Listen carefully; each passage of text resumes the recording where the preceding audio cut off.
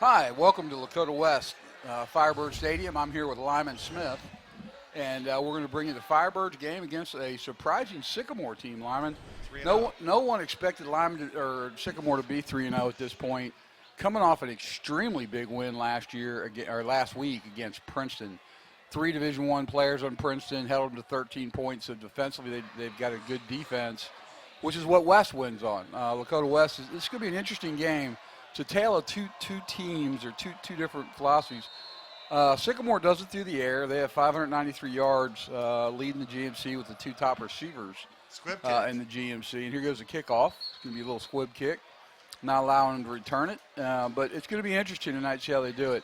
West's strength, by all accounts by Coach Bolden, is their defense. Their defense is what their strength is.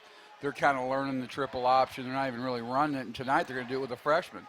Yeah, a freshman has started for the first time, I guess, in Lakota West history. So, yeah, so we have a freshman starting for the first time. It just happens to be Coach Bolden's son, Mitch Bolden, who knows triple option pretty well. He grew up with it. So he's been hearing his dad talk about it for years. Sycamore got up, got a man in motion. They're going to give it to him on the jet sweep. Comes around the corner, and West sees it before as you got number 8 over there for the Firebirds to pick that and take him down. Nice job as they stretch that play out. Dan, you were saying Sycamore's a passing team. They have the 2 leading receivers in the league. They do. And their quarterback is number 1 in the league in passing. So yeah, Fair. Andrew Fair is leading the league in throwing the football, and they are very good at it. Obviously scored 16 points against a very good Princeton team last week, and they are a team to be reckoned with today. Again, in set. Back to pass. There's back to throw, and he's hit immediately. And the ball just goes, was that a fumble? Did that go backwards? I haven't seen it. They haven't blown a whistle, Lyman, so that is going to be a fumble. A big loss. Picked up by Sycamore, and they're going to lose 12 yards. Yeah. Lyman, I didn't see who hit him, but whoever it was came right through. You can see the replay right here is you see one of the D linemen come right through. Oh, blitz right off there. 21 for the Firebirds is Hunter Anderson, the second, and he comes through with a big hit on a blitz. So Carlton dials up the blitz, and it works. Fair goes back. He comes unblocked and gets the hit, and the ball goes backwards for the fumble. We got a 3rd and 26, so I assume this is going to be a passing down. Yeah. It would be very difficult not to be difficult. I doubt there's too many 27-yard running plays in your playbook. Ball's back. Fair's going to drop. He's looking downfield. Pressure by the Firebirds. He escapes it. He's running for it, but he's going to come up well short of the first down. All right, so we're going to have the first punt of the game, most likely the first punt of the game. Now, Lakota West. Where you go to replay, you're going to see it. I mean, pretty good blocking, but the Birds get quite a bit of pressure on getting him outside of it. 37 comes up with a hit to stop him, but the Firebirds go over there and gang tackle him, which is kind of what they do. They're real good at getting multiple people, multiple hats to the ball. Carlton blitzed again, put some pressure on him, didn't let him just sitting there, and now you go. So the punt's going to go. Punt gets off. It's going to be very short. Oh, no, they let it bounce. Oh, don't touch that. All right, Dan, you were saying that Sycamore's a passing team. Lakota West, I don't think we know what they are this week because we have a new quarterback. Yeah, we know what they are. They're going to be a running team. I can tell you exactly what they are. They're a running football team. They're going to run the ball until you stop them. A couple, very much like they're going to control the football. They're going to look for it. And we do have a freshman quarterback out here. Caleb Rayo has an injury. And so they bring in a freshman who's the coach's son, so he knows option football. Split right and left. Got a hand. Oh, nope. He's keeping it. Kept the ball off the right side. So get him a little hit. The ball. Sycamore has the ball. Are they calling that a fumble? Yep. So he's down, and there is no replay here, so that'll be considered what's called on the field. So he got 5 yards, but, and Lyman, as you go to the replay here, you're going to see it. I mean, he makes a nice fake, nice read. He's got yardage there as he gets up inside, but they just are stronger than he is. He's a freshman. He's playing against juniors and seniors. And guess what? They're going to win that all the time. Those kids are stronger than he is right now. I mean, he's a great player. That was, they went out and got him hit right off the bat, get him into the game, but unfortunately he fumbled the football. And I'm sure his coach and dad are going to have something to say about that. Sycamore split wide left. And you can't give a 3-0 Sycamore team opportunities like this. In the But then backfield. again, man, look at the defense just Nice playing job. well. It's coming through. Number 90, was that 99? I thought it was 11. No. Let's see. I think that was number 99, Josh Lane. I can't see. That's the hard side. It's either it's right there, and then getting up off that pile. Who broke through is number 99. You're right. Go look at the end of this, and that's Josh Lane, senior, 5'9". That can't be him. No, I think when I look at it a little closer, it was number 98. Okay, I was going to say. Anish Vyas. Oh, completed pass on the 5-yard line. So Fair opens up right now, and they beat them deep. They go man-to-man because we're dialing up that blitz. And you're going to see it here, but you're going to be man-to-man. Fair runs a little play action, gets some pressure, but lobs it up there, beautifully thrown ball. His 4 comes around from the Sycamore Aviators and makes a really nice catch. But Fair got the ball out there, and the catch was by Nate Clark, senior. Tight end, 6'3", 200 pounds. He picks that off and gets Sycamore into the red zone. Looks like we got a penalty. Yeah, on that rate play, it looked like Jackson, I think it's Kuwach, took the little fake quick, and then the guy broke right around him and got behind him. Yeah, they're in man-to-man because it looks like Carlton's blitzing a lot, so they'll leave a lot of those guys man-to-man. Again, part of the strength of this football team is their experience in the defensive secondary. Those guys are all returning starters, and I think Carlton feels pretty good about leaving them in man coverage while he's blitzing a lot because I think he's going to try and get into the quarterback quite a bit.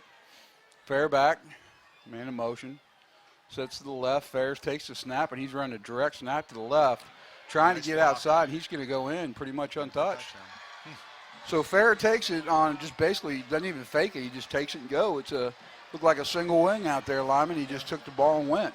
Huge block. It looked like the guard pulled and just crushed the contain. Yeah, they definitely got outside contain right there. Number 8 goes right down and it's wide open. Yeah, they lost contain out there on the outside. Outside linebacker going to have something to say to the coaches about where he was because that was a breakdown. As we get out and Sycamore's kicker's going to come out and drills it right through. So Sycamore off the turnover, which is a shame. West comes out, plays really good defense, shuts them down, causes negative yardage. They punt the ball on the very first play, pick up 5 yards, but unfortunately they fumble the football. So, you can't really yell at a freshman quarterback. You want to give him as much confidence as you want. You can't go out there and give him an earful. He's only a freshman. He's going to make mistakes. But I heard he looked pretty good. He came in the fourth quarter last year when Rayo got hurt, and they said he played pretty well. Yeah, I think I was talking to the sports director. He came in the last quarter and marched down the field twice, right at the end of the last quarter, and pulled away. So the kid's an athlete. He's actually listed, when you look at the roster, he's listed as an athlete, and he obviously showed that last week. Well, he's definitely that. And again, coming out here as a freshman at this level of football is not the easiest thing in the world to do. To come out and do this, as Sycamore is getting ready to kick. Number 88, the kicker, Jack Farron, is going to come out. He's a senior, 6'2", 170 pounds. And back to receive, number 5, Tom Coyle. And I can't see the other number. It looks like number... Is that one, Afari? I think it is number 1. Yeah, that's usually David Afari back there, who is their big... That's number 5, Julian Wagner. I was looking at the wrong stat sheet. Yeah, okay. Yeah, our first time doing the games this year, so we're going to have some mistakes. Try and bear with us. Very sorry. But here we go. There we go. Oh, he broke a tackle. Got some blockers in front of him. Yeah, he just was able to get over looks like number 1 for number 3, sorry, for the Aviators was able to get over there, which is Gordon Anapel, which is a 6-foot junior, got over and got him stopped. But that was a great run. He got over there. Silas Waters on the return. Waters did a nice job. He runs a long way, a lot of it sideways. Okay, here we go again. We got Bolden at center. Afari in the backfield. Got 2 split left and 1 split right. Snap to Bolden. They're going to give the ball off to Afari around side. He got a little bit of room, and he drops the ball. We have flags in the play. I didn't see the ball go down, but there's Afari with a nice run. Recover it. Looks like he picked up about 4 yards, but that looks like it's going to be in the area of hold, and when you hit those wide runs, that's what happens. So it looks like it is going to be a hold on the Firebirds. So, again, not a good start. They've run 2 offensive plays. And one's a fumble, and one's a 10-yard penalty for holding. So the Firebirds, if they hope to beat a Sycamore team that is 3-0, beat a very, very good Princeton team last week, they're going to have to do a little better than this, Lyman. They're not, you can't make these kind of mistakes. But again, it is a freshman. I mean, we got to give that credit. There's a freshman who's running an offense that the Firebirds have run for almost 5 weeks. Is all they've really run it for. Goes the snap. They're going to give the ball to Afari again, who's going to get little yardage. The thing that'll be interesting here is if Bolden can run, it'll take so much pressure off of Afari. Right now, every team is just looking to get the ball to number 1, David Afari. That is the go-to. That's what these guys do. Lyman, they got a pretty good-sized offensive line, as you see that up there. Number 77's he's a sophomore. He's a sophomore. That's the last of the 6'6", 300 pounds. Yeah, and he's only a sophomore. He's the last of the Shabolas. There have been a number of them. They pitch, get the ball out, and there it is. Nice run. There's the options. He's going. One last trip is number 3, Aaron Boyd. Number 3, Aaron Boyd, almost just a shoestring tackle away from taking a distance. But, Lyman, I'll tell you what, the one thing that was good, quarterback there, is we haven't seen much triple option. They haven't run option because they don't know what they're doing, but a nice pitch there.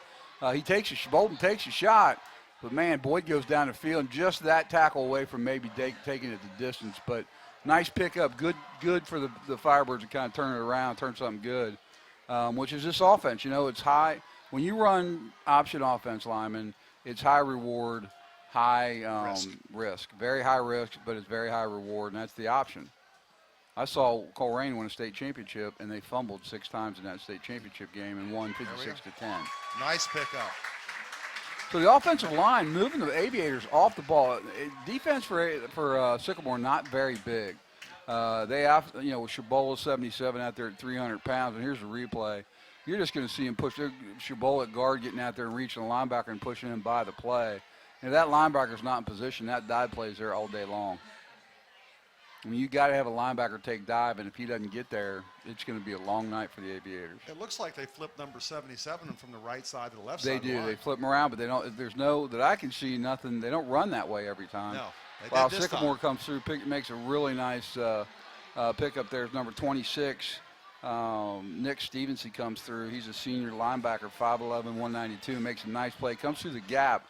Read this well. Saw the jet sweep, read it, came right through the backside gap and just made a nice tackle and stops him for no gain. And that's a staple, Lyman, for the West offense is that jet sweep. They've been running that quite a bit. But they haven't been able to run triple. And, again, both quarterbacks were unable to do that very effectively. So now they got Bolden in there. They should be able to run triple, and there they go. Nice pitch, left-handed. And he got out there. They've run that triple twice, and they've got great yardage out of it. He picked up about 8 on that. It's number 22, Kurt Riesenberg. And he was out for a year, one of the baseball player that came back. Bolden talked him into coming back, and he's a solid player. You can see the replay here. Nice fake to Afari. Everybody goes to him. Nice pitch left-handed, which is real difficult. And, again, that's a freshman running that option. He's got somebody that's going to hit him. He's got to keep his concentration and pitch the ball out. Good pitch relationship by Riesenberg, too. He stayed, 3 yards behind and 5 yards out in front. Gave the ball inside to Afari. Afari's, he avoids one. He's still going. He's in the end zone. So what an answer by the Firebirds, Lyman. Absolute what a fire. Afari goes in there, and they just couldn't stop him. Nope. He got hit 3 or 4 times, and no one really brought him down. You're talking about experience with the option. But I'm going to show you something, Lyman. I'm sorry here. You're going to see the block out here on the wide receiver holding this block. It's called a stock block. Right there, number 9. Those are the things that make touchdowns. Not a great block there. Didn't quite get there. Walled him off, and that was all David Afari, and the offensive line. But go ahead, Lyman. I apologize. You were talking about the option, nobody having a lot of experience. The one guy that does have experience would be Bolden. Because I'm sure through Pee Wee football, junior high, freshman. You heard it in the crib. Yeah. I mean, they were probably running when he was about an ounce old. He's heard it. Dad talking about it. His dad's an option quarterback or option coach. which was funny. I found out that when he played at Coleraine, he was a quarterback, and they threw. He said he chucked it everywhere. I'm really interested in how you become, somebody that throws the ball that much is a high school quarterback. You come back and run the option, but that he came back to Coleraine, and that's what Carey ran, and his good friend over at East runs it, Haynes, and just they all learn the option and all love it. And it is a difficult, very difficult defense. One of the things hopefully will happen with Coach Bolden is over the next few years he'll integrate his plan into the feeder systems, which are the Pee Wee and the junior high. And if he does that, it'll become second nature to these kids by the time they get here. And I think they'll do that. But Lyman, he told me he does. That's one of the fallacies they've said about Coleraine football. They don't really do that. I think Carey might have done that a little bit more than Bolden did. He wants those guys to do whatever they want, but a lot of them, I think, on their own run options. So they do it, they see it, and they know what they're doing when they get there. West kicks the ball through the end zone to be a touchback, so Sycamore's going to get the ball back. But after a turnover and allowing Sycamore to score very quickly off that turnover and created that turnover into points, West drives the ball 80 yards, or well, not quite that. They had a nice run. They were probably 60 yards, 65-yard drive that ends up in points for the Firebirds to go up 7-7, or not go up, but to tie Sycamore. So a nice answer for the Firebirds, because now their defense comes out, who did a nice stop, and then not so much down here. They gave up a pretty good couple passes that got Sycamore into the end zone. But, boy, it seemed like that first series, the Firebird defensive front just dominated Sycamore. I think a much bigger pro. Carlton runs the 3-4 defense. It's a pro style. Back to throw is fair again. Intercepted. And it's picked off. Intercepted. He lobs it out there, and we got a great pickoff by number 8 on the Firebirds. Did a nice job. Is Truman Mason. One of those safeties, one of those again. That, as we said before at the start of this game, this is one of the strengths of the Firebirds is their defensive backfield. They've all returned. Mason, nice job, just stayed on it. Really out through it. His 26 was doing a great job. 26 is Mitchell. 26 is no, he's not. It's William Barber. William Barber. Thank you, Lyman. I'm old and I'm having trouble seeing. But Barber, that would be amazing to me if they had a freshman starting at safety and quarterback. You know what it looked like? It looked like the receiver ran off his route. The quarterback was thrown to where he thought he was going to be, and he just didn't go that way. So the Firebirds create their own turnover, and they're taking the ball over right about the 50-yard line, Lyman. Good short field. They're winning the battle here of the field position. Sycamore took it early off that early score and fumble, but the Birds coming back here. And it looks like here he is. Bolden's keeping it. And, man, look at him run through. That was a good run by the freshman. 11-yard pickup. 11 yards on the pickup. And this is something that West really hasn't had the ability to do, Lyman, is run the triple. I mean, everybody thinks that's what they were doing, but they didn't really have it. They didn't have a quarterback when they started the season that could run, and then KO can run a little bit, but really has not experienced at running option. Mm-hmm. So pitching the ball, as you know, is not an easy thing to get. You also got to get the running backs in the right pitch relationship, pitch phase, and that stuff's tough. That's all time in. It just takes some time to work that out. But Bolden looks like he's an experienced kid with the option, and looks like he knows how to run. He's a big kid. Yeah, he's not intimidated. No, he's not. He's a good-sized kid, 6'2", 180 pounds. So he's a decent-sized kid. He's not going to be beaten. They give his ball to Afari, who cuts back, breaks a tackle. All the way. And he just got pushed out right at the end. But Afari running like crazy now. He's breaking tackles. He's breaking 2 or 3 tackles every play. Kids are there, but again, like we said before, Sycamore not very big. As you're going to see it right here. Just give the ball. He cuts back against the grain, does a nice job, misses the tackle there. You're going to see one more come up. Is one of the corners miss it and take out his own guy, and he's able to get up for great yardage and turn 1st and 10 for Lakota West. Afari's a big guy, 200 pounds. Did we get a penalty, Lyman? We must have. They're bringing it back. There was a holding. Yeah, there was a holding call, so it's not first down. It'll be second down, because as a result of the hold, they bring it back, and it's about second down and 4 or 5. And, I'm not sure. I didn't see that as I was looking at the screen. I didn't see the flag. I didn't see it either. Well, the sun's getting ready to go down. Thank God. And in this stadium, the sun is on the wrong side if you're an announcer or a the spotter. home players and everybody else, home team, are just getting blasted by the sun. I'd like to talk to the architect of this school, and they did it at East too. Yep. Bolden back for his first pass. He doesn't see it, but he's going to take off and run. He's going to get real close to the first down. It depends on the spot lineman where they pushed him out. He got just past the 30. He's got to get to the 31 or 29. It's hard to tell where they're going to. Oh, no, it looks like they're going to place it there. He's got it. Yep. They place that all the way down to 20, 28. 28-yard line. So 1st and 10. Good read. Bolden's first pass goes back. Didn't see what he liked, and he took off and got the first down. So nice job. Seems like a very intelligent kid from what I've seen so far. Well, one of the things that's exciting is if this kid continues on this path 4 years. And he's got 2 brothers playing college football right now. As the ball goes into Afari on the dive, not much there. Half the defensive line and linebacking core for Sycamore is there to meet him at the line of scrimmage. Afari will pick up a yard. But he's already got a brother that plays at UC. He's got a brother that plays at Miami. Are they brothers or cousins? They're brothers. There was a cousin that went to Michigan. Gotcha. That went to Michigan. A nephew of Bolden's went to Michigan and played up there and was very good. I think he's coaching somewhere now, if I'm not mistaken. But, so he's got 2 sons playing Division I football right now. And this third one, the way he's running, I'm sure Air Force and Navy and all the option schools are looking at him going, wow. Well, this kid's got some size. I mean, he could probably play for a big school. So he gets hit back. He got hit, and there's another flag, and that's one of the things that has plagued West all year, linemen, is they had 8 or 9. They had 12 in the first game penalties, had 8 last week. So they're wanting to get those cleaned up, and it doesn't look like that's happening right now. This is going to be the 3rd penalty on West. See if we can find that hold call here. There it is. The center grabs a hold of him. 76 tackled 25. Yeah. It's not the center. Is it the center or left guard? The center was first. The center grabbed the hold. Okay, yeah. Well, 76 just basically turned him around, threw him on the ground. That was a flat-out tackle. Yep. And that is absolutely a hold. And offensive lineman over there, number 76. 2nd down and 20. As soon as I can read 76, I'm going to have to get Bob to get a bigger. You know the rule. We're not supposed to say their names. Ken Harris. Yeah, well, we don't want to hear that. That was Ken Harris, number 76 on the hold, costing the Firebirds 10 yards. I'm sure during films he'll get an earful and they'll know. That's a nice first little pass. play. Off to Afari. Nice job to Afari on a screen. Did a good job. They left him just out there in the flat. Bolden got him the ball. Bolden took it. Bolden's taking some shots.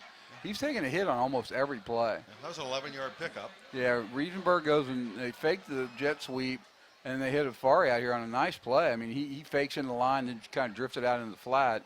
He's wide open and picks up good yardage. So it's going to be 3rd and 8 coming off of, 2nd and 18. So they picked up good yardage there, got into a more reasonable. Option doesn't want to be in third and 8. They don't want to be in anything less than 5 yards. I mean, they'd like to be 5 or under on 3rd down. And Bolden keeps the ball, and he's going to be very short on that. Number 7 for the Aviators comes up. Noah Blaise came up and hit him hard and knocked him to the ground. So they're going to be a 4th and 9 inside. I mean, this is a play I guess he could go for. He's on the 28-yard line, 27-yard line. So unless you want to kick the field goal, you don't want to punt from here. I don't see a field goal kicker running out there. So. There is no field goal kicker on the field, so they're going to go for it on 4th and 9. So, again, interesting, freshman quarterback. He's on 4th down and 9. Not really a thrower that we know of, but I guess we'll find out, huh? Steps up in the pocket, and there he is. Wow. Look at that. He's going to pick up the 1st down and more. Oh. He's going to get down to the 2-yard line. What a nice play. Waited for the C to part.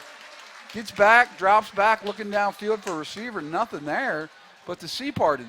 All the blocking kicked everything out. And out he goes, and he goes for 20-some yards. There it is, the Red Sea part. Everybody went outside. He recognizes it, and a smart little kid. And then he takes on a hit there and gets all the way down to the 2 or 3 yard line on extra effort because he got hit outside the 5. I think you need to be careful saying smart little kid. He's 6 foot tall. Well, I know he's a freshman. He's 185 pounds. I know, still a freshman. I'm going to call him a little kid for the whole year. He's also a nice kid. He picked the ball up and carried it back to the official. Yeah, classy kid, good sportsmanship. Fakes the ball, gives the ball to Afari, who gets in down around the 1 yard line, just short. Tackled by the interior. Looks like 52 middle linebacker for the A's came up with the stop. 52 is. We're getting close to the end of the first quarter. 1 minute 11 seconds to go. Looks like it's 2nd and goal? Yeah, 2nd and goal. All right. And number 52 for them is a kid. Right up the middle with Afari. And he comes up short. So the interior of the D-line, number 77, was the first one to get to him for the Aviators, and got him stopped. So they're stiffening up a little bit inside there as Jordan Hale Foster was able to get in there and get him stopped. Or Frater was able to get him and stop. Defensive line noseman got in, got a Fari stop. So we're going to see what they do here on third down. Definitely 4-down territory, I'm guessing, Lyman. This close, 4 shots at the end zone. Fari's got it. And looks like they're going to call the touchdown, and they do. So Fari gets his second touchdown of the game with a straight dive right up the middle. So, and the offensive line was able to push him. You see him on the replay here. But offensive line doing a nice job here getting the push, running some motion here. 37's coming by, taps him, lets him know he's by, and they give the ball right there. Wow, they missed a holding call there. Yeah. Did you see his arm wrapped around that defensive tackle? But there's holding calls on every play. It's hard to see, especially in that mess, where there's just, that kind of stuff going on. It's hard to see that holding call. And so anyway, doesn't matter. They might have missed that holding call, but it goes for a Firebird touchdown, up 14-7 of the Firebirds over Sycamore. So the offense looks good. You don't know what's going to happen when you have a freshman starting. He did get all week to prepare. He got all the snaps this week. Ready to prepare, and he got all that. So, he was able to at least get all the snaps and get ready, but you never know what's going to happen when you bring a freshman in to a varsity football game. And Sycamore comes in here with a lot of momentum. They're 3-0. They beat Princeton. Like you said, Princeton has, 4 Division I players? Yes. I think 3 of them are rated in the top 5 prospects in Ohio. Mm-hmm. So the momentum coming in here by Sycamore, they're confident. They're playing tough. And it is pretty impressive. The freshman's he's pretty cool. Yeah, their offensive line's controlling the line of scrimmage right now. I'm going to get those offensive linemen some pub because those guys are doing a great job. They're the reason that these running plays are working. They're blocking very, very well. And Afari and Riesenberg and those guys are just running into open holes, and that's a recipe for success. If they continue to control the line of scrimmage like they are both offensively and defensively, it's a good sign for the Firebirds. And I'll tell you another thing that's been good for these guys, Lyman. Their special teams have been really good. One of the things I noticed, all 4 kickoffs have been squib kicks. Yeah. And if you kick it into the end zone, it's an automatic touchback. You take it on the 20. It's almost like they're kicking it on purpose to make them run them back to stop them short of the 20. They are apparently doing that. I don't know if the kid can get the ball consistently into the end zone. So when you kick off like that, you take a risk. Yeah, you take a risk. Now LaSalle, that kid kicked it out of the end zone every time. He's the best kicker in the city, the state, and possibly the country. Mm-hmm. And he was kicking it out of the end zone off every kick. When you got that, that's quite the weapon. You don't have to worry about returns. But you don't want – usually a couple of your better athletes are back returning kicks. Why kick the ball to the middle of the field to your one of the best athletes? All right. Players can run option. They kick it out. And it looks like interesting option play here is they run speed option into the boundary against a team that sees option all week, all day. 3 guys wide left, and they ran right. Yeah, I mean, it's not like you're going to surprise West with the triple option. Well, that was just a speed option right into the boundary, which I never understood. Boundary options are tough to me.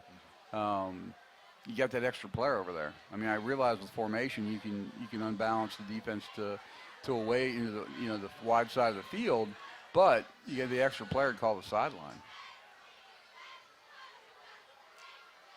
So again, West in the 4-3, blinging both outside linebackers, but he steps up through it. He's got a man out there. He's out of bounds. But he's way out of bounds. Nice catch. I mean, he was going out there for number 22 from the Sycamore Aviators, and he made a nice play. McConnell, who's leading the league in receiving, placed it out there, did a nice job, stepped through the rush and the blitz, and then puts it out there where only McConnell can hit. This is the one thing you don't want to do is run short to the middle. They didn't. He put the ball outside where only his guy could catch it, but unfortunately he came down out of bounds if you're an Aviator. So we're at the end of the first quarter. Let's take a break. And at the end of the first quarter, Lakota is winning 14-7. The West Firebirds are doing a nice job, Lyman. Do you see anything out there that, other than penalties, that West needs to clean up or do any better than what they're doing right now? I think the biggest thing is getting over that initial nerves with the quarterback. He's settled down. Obviously, the holding penalties have hurt us a bit. We got to tighten that up a little bit. But generally speaking, the young quarterback is getting control of that huddle, getting control of that. Looks like the kids believe in him. which is the big thing. So we're going to go ahead and take a break for a commercial. I'm Dan Zieber. Lyman Smith. We'll be right back. Westchester has grown from seeds first sown by farmers and tradespeople, drawn here by the beauty of the land and the promise of opportunity. Westchester provided these early settlers with the chance to thrive and prosper. They built homes, schools, businesses, and with it, they built a sense of community. Today, Westchester is more sophisticated and polished, ideally situated with highway access, exceptional schools, beautiful neighborhoods, and welcoming neighbors. It may not be a small town anymore, but neighborhood block parties, school programs, thriving businesses, and community events remind us that Westchester is our hometown. Westchester welcomes everyone. I see the potential this township has for me. The heart of our community lives inside the people who are making their best life in one of America's best places to live. I have spent my entire life living in Westchester. It means less about having a house and more about feeling at home. Whether you're a small business or Fortune 500 company, Westchester rolls out the red carpet to every business. Westchester is what it is on purpose, a place of promise and opportunity, a place where families grow and businesses prosper. Proactive, collaborative, enthusiastic, welcoming.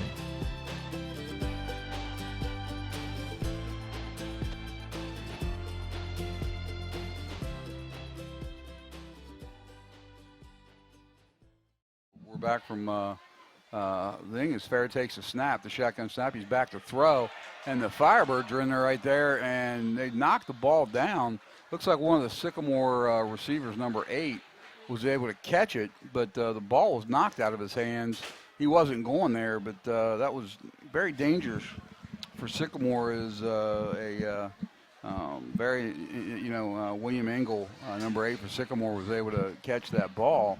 But wow, the Firebirds are coming after him pretty hard. Their pass rush, Lyman, very impressive. Now we've got we got one Division I player. We got one Division I player on our defense, right? Mm-hmm. David Jones, number 12, going to UC. But he's not the leading tackler, is he? No, Kolosik is for 2 years in a row now for the Firebirds.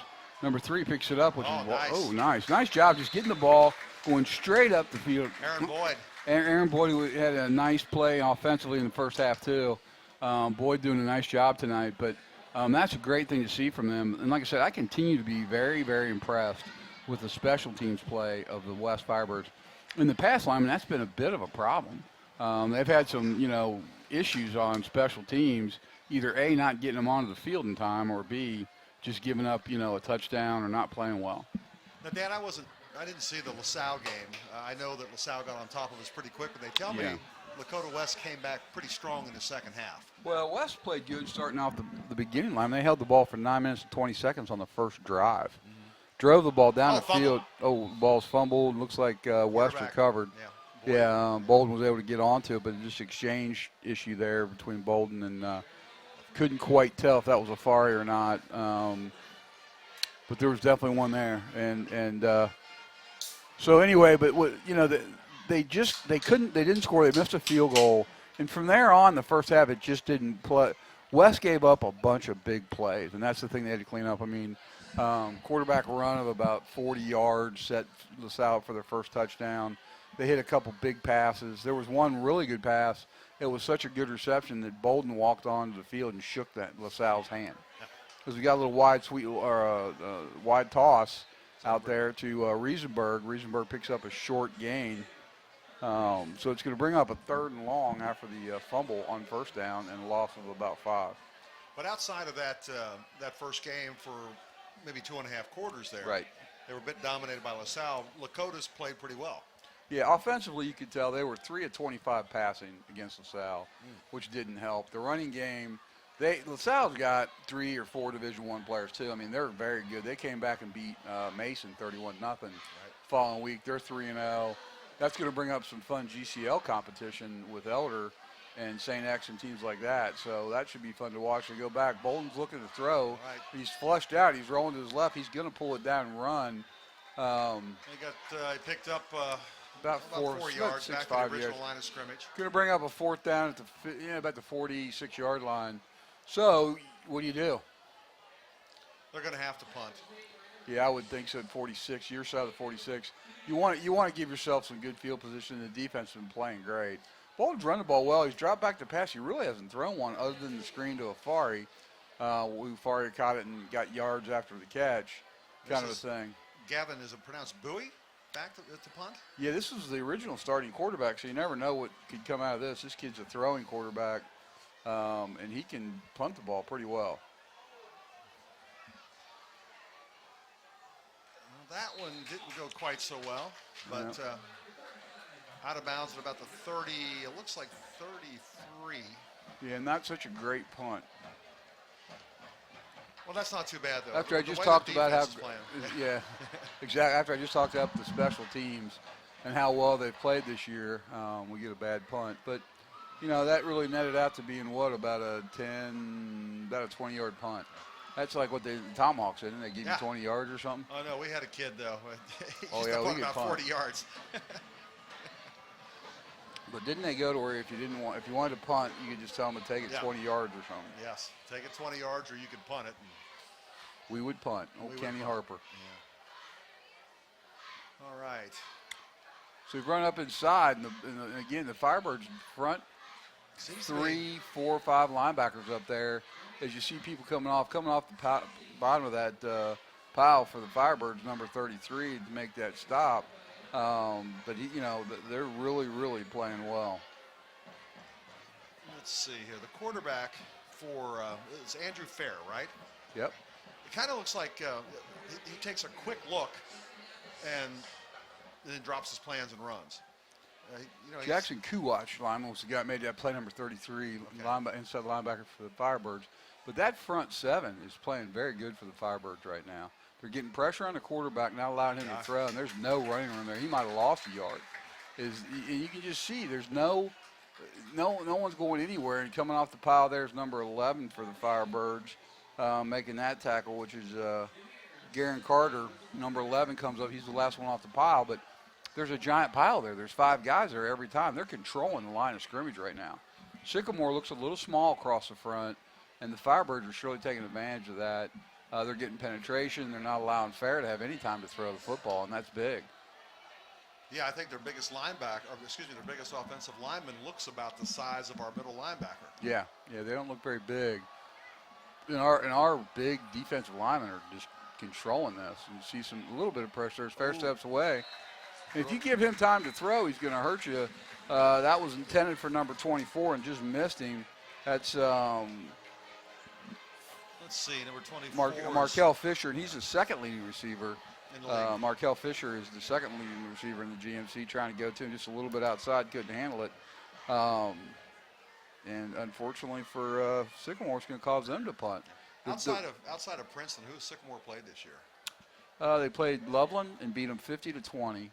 And then they played Kings and beat them, I think, 30. I got that score here, actually. They beat Kings 31-24. And both of those are Division II schools? No, I think Loveland's won. Loveland might be Loveland's. one. No. Loveland won the state a few years ago in 2. And I think Kings is a Division II or 3. Yeah, I don't think either one of those are D2 schools or D1 schools. So, yeah, you're right. They beat a couple. But those are traditionally very good schools. Like I said, Loveland is only about 3 or 4 years away from winning the state. LaSalle's the same way. Right, and LaSalle's a D3 school, but they always win the GMC in the D1 level. Yeah. And sometimes LaSalle, you'll see them in the playoffs at 7-3, 6-4, but all their wins are against really good, high-quality opponents. D1s, yeah. Now, this would be really good for West to win this game, Lyman, because, again, the points that they'll get, especially from that Princeton win. Well, the points are going to start about 4 weeks, and with 3 wins from Sycamore, if they can win this game, you're going to pick up a lot of secondary points, especially against a quality opponent as Princeton.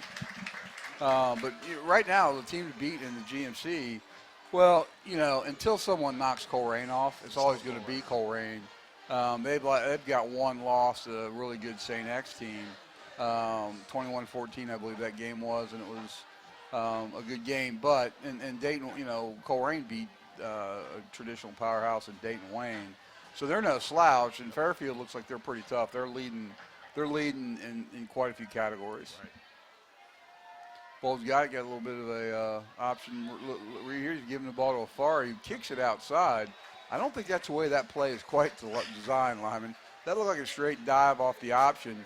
He had a guy come. He had an option back coming, Riesenberg coming in, and you're seeing, but you got the option back there, and that's supposed to come up inside. But 23, the linebacker, filled the hole. So he had to kick that thing outside. So good job by 23, which is Sycamore's inside linebacker.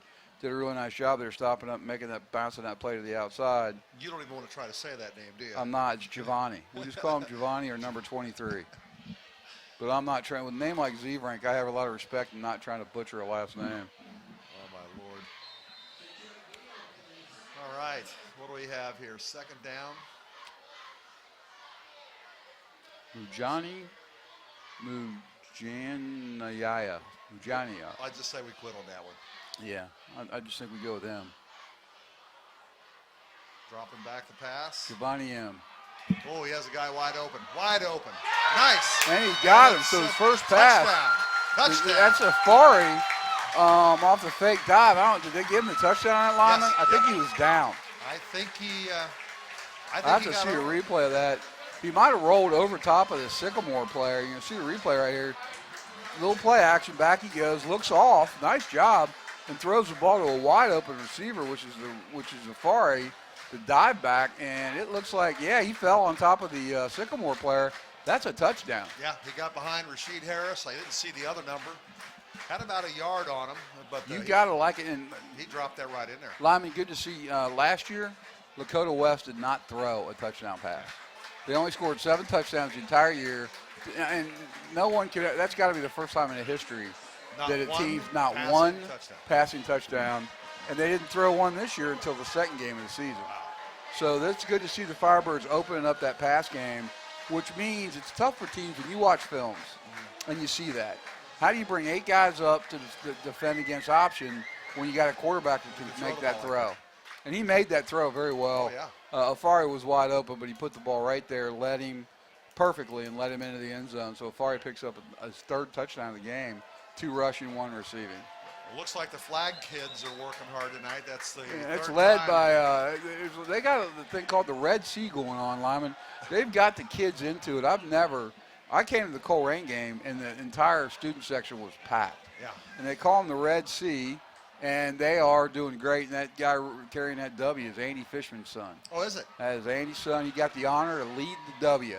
He's carrying that W, and we actually interviewed him on the Tom Bolden show, which, by the way, hope everybody gets a chance to go watch up at Buffalo Wings and Rings. Every Monday night at 6:30, Tom Bolden has a show up there. So it's really fun. Go up to it and have a little fun. Listen to what the coach has to say about the game they played and the upcoming game. And I really want to thank Buffalo Wings and Rings. Special teams is all over for doing that. Yeah, special teams. Look at this. This kid's still running. He went backwards. You're going to take the ball at the 6-yard line, so that squib kick is working. Now it's Josh Lane, the kicker, and that's the 3rd kick. It's been a squib kick, and it looked initially like he was going to break through a seam there. Then it got filled quickly, and next thing we know, he's running backwards. Yeah, I got to tell you, that was a great play. Lane kicks it off, squibs it, nice wedge shot down there, fortuitous, and he takes off. 22 takes the ball but he goes backwards. He makes the big mistake, and then they come. And it looks like number 5 for the Firebirds is the guy that makes the play ultimately to stop that, which is Julian Wagner, and he brings him down, for a big loss. They ended up giving it to 11, but it looked like he got brought down at the 6 to me. So they must have gave him forward progress. Fair's going to go back and pass. Got pressure on him. Yep, there we go. Pressure again, left the linebacker back as he took off and ran. Linebacker comes up and makes the play. So just the way you draw your defense up. And you watch the receivers for Sycamore. They're not getting any separation. So he's not getting an open receiver to throw to. And he's really not getting time. No. I mean, he's not getting the 3 count that you want to give your quarterback to make a throw. Defense is it's just a straight bull rush. They're just pushing them straight back in. See Lakota West pet band there. I don't know if that was Lakota West or that that might was have been Sycamore. That didn't look big enough to be West. And they weren't red. That's even a bigger tip-off. There And we there go. we go. Another Again, sack. Fair's going to go down with a big sack just outside the end zone. That's number 11 again that's in there. And he's had a big game today, which is Garen Carter. He's playing a heck of a ball game today.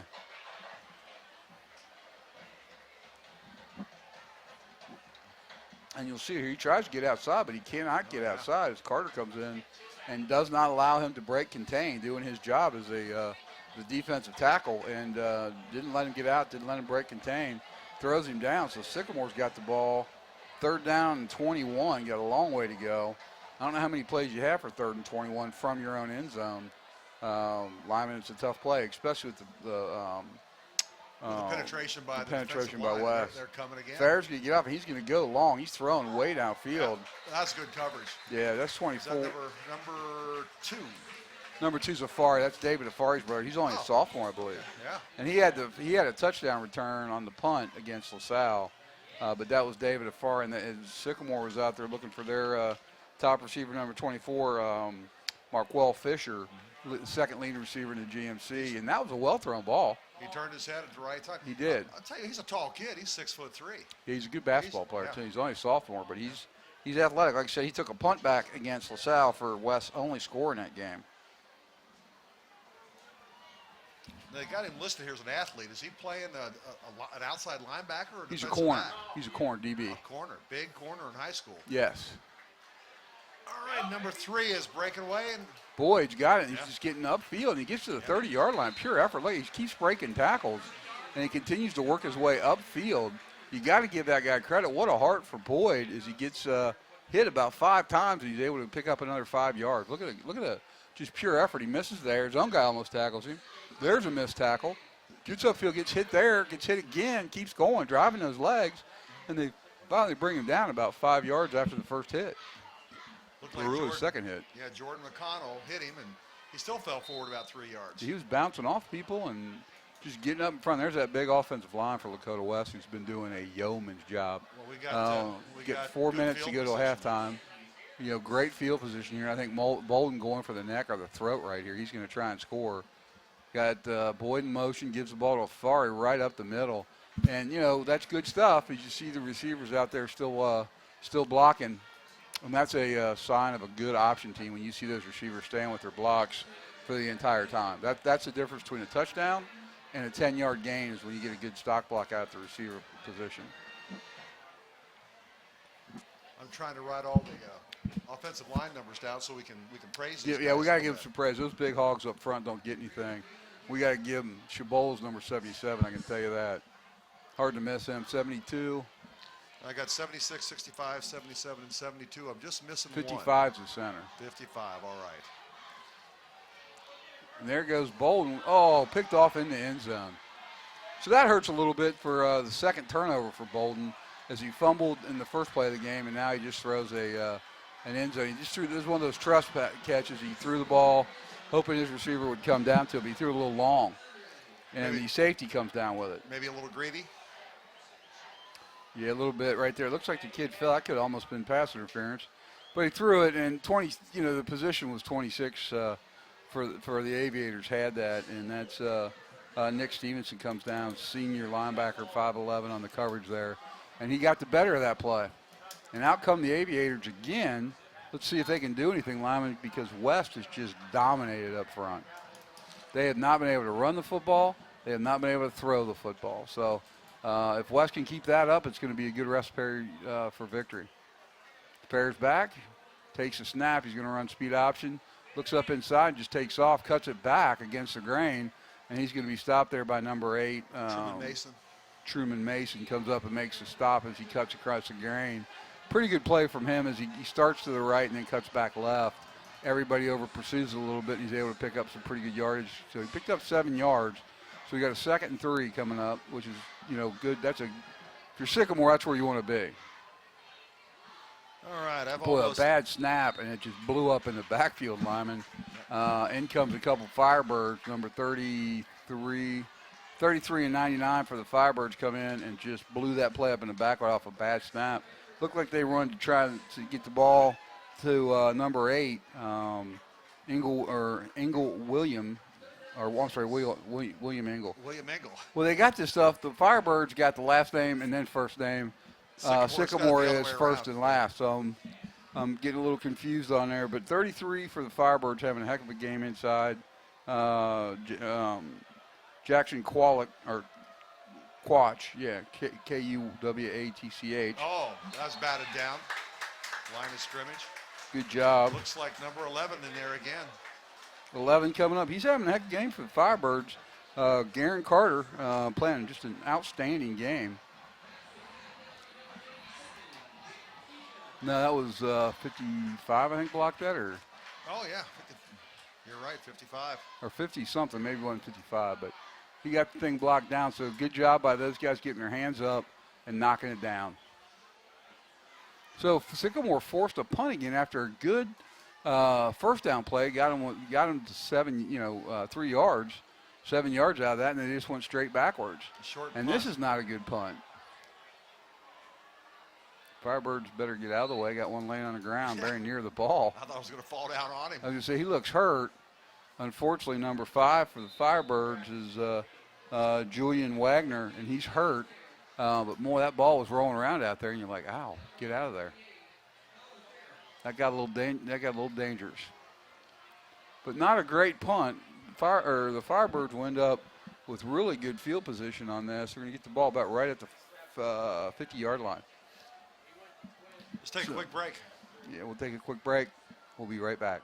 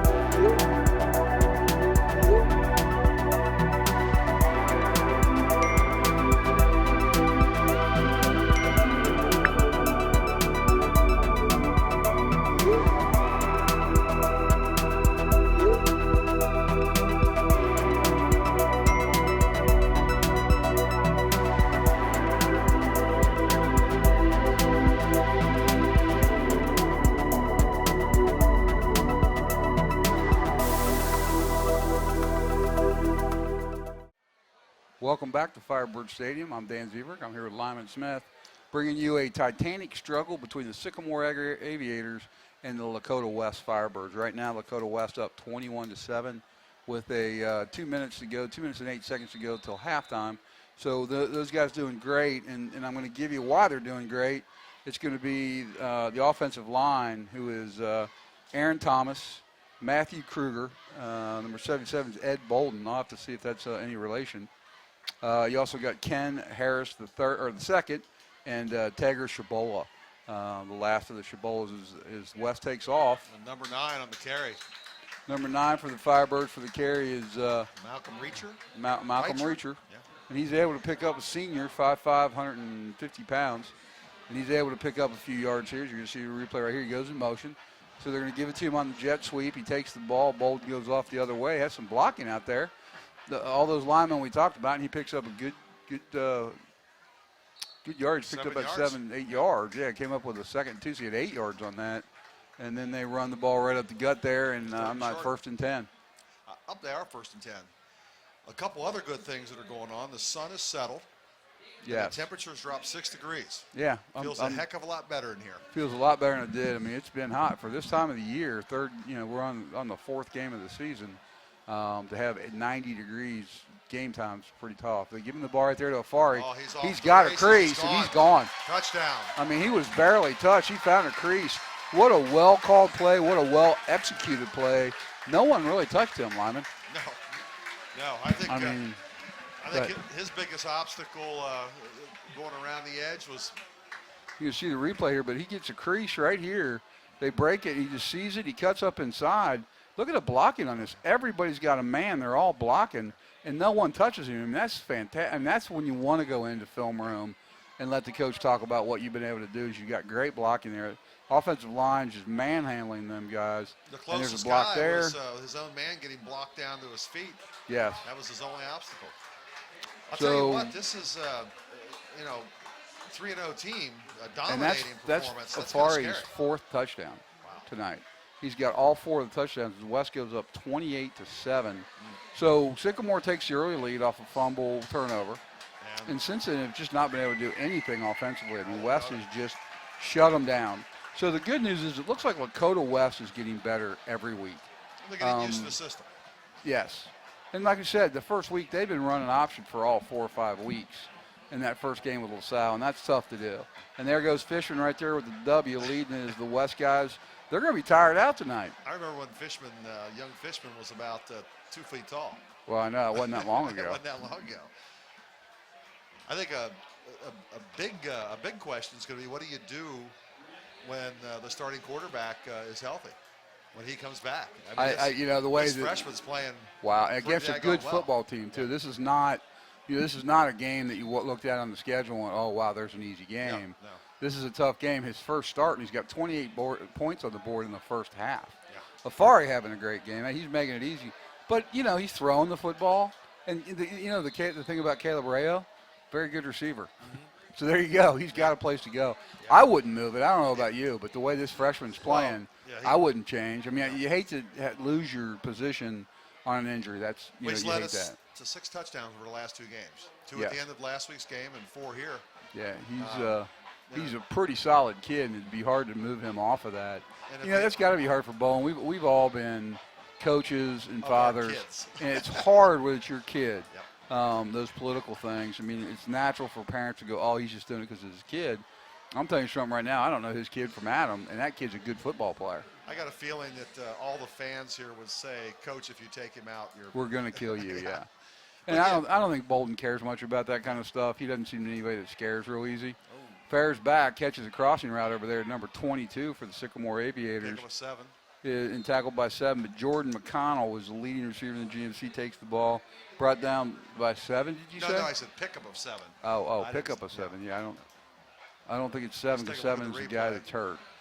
Yeah, a little better job of the offensive line there holding them out. Just a crossing pattern, and number 21, 21 for the Hunter Anderson the second was able to pick him off and run him out of bounds after a 7-yard gain.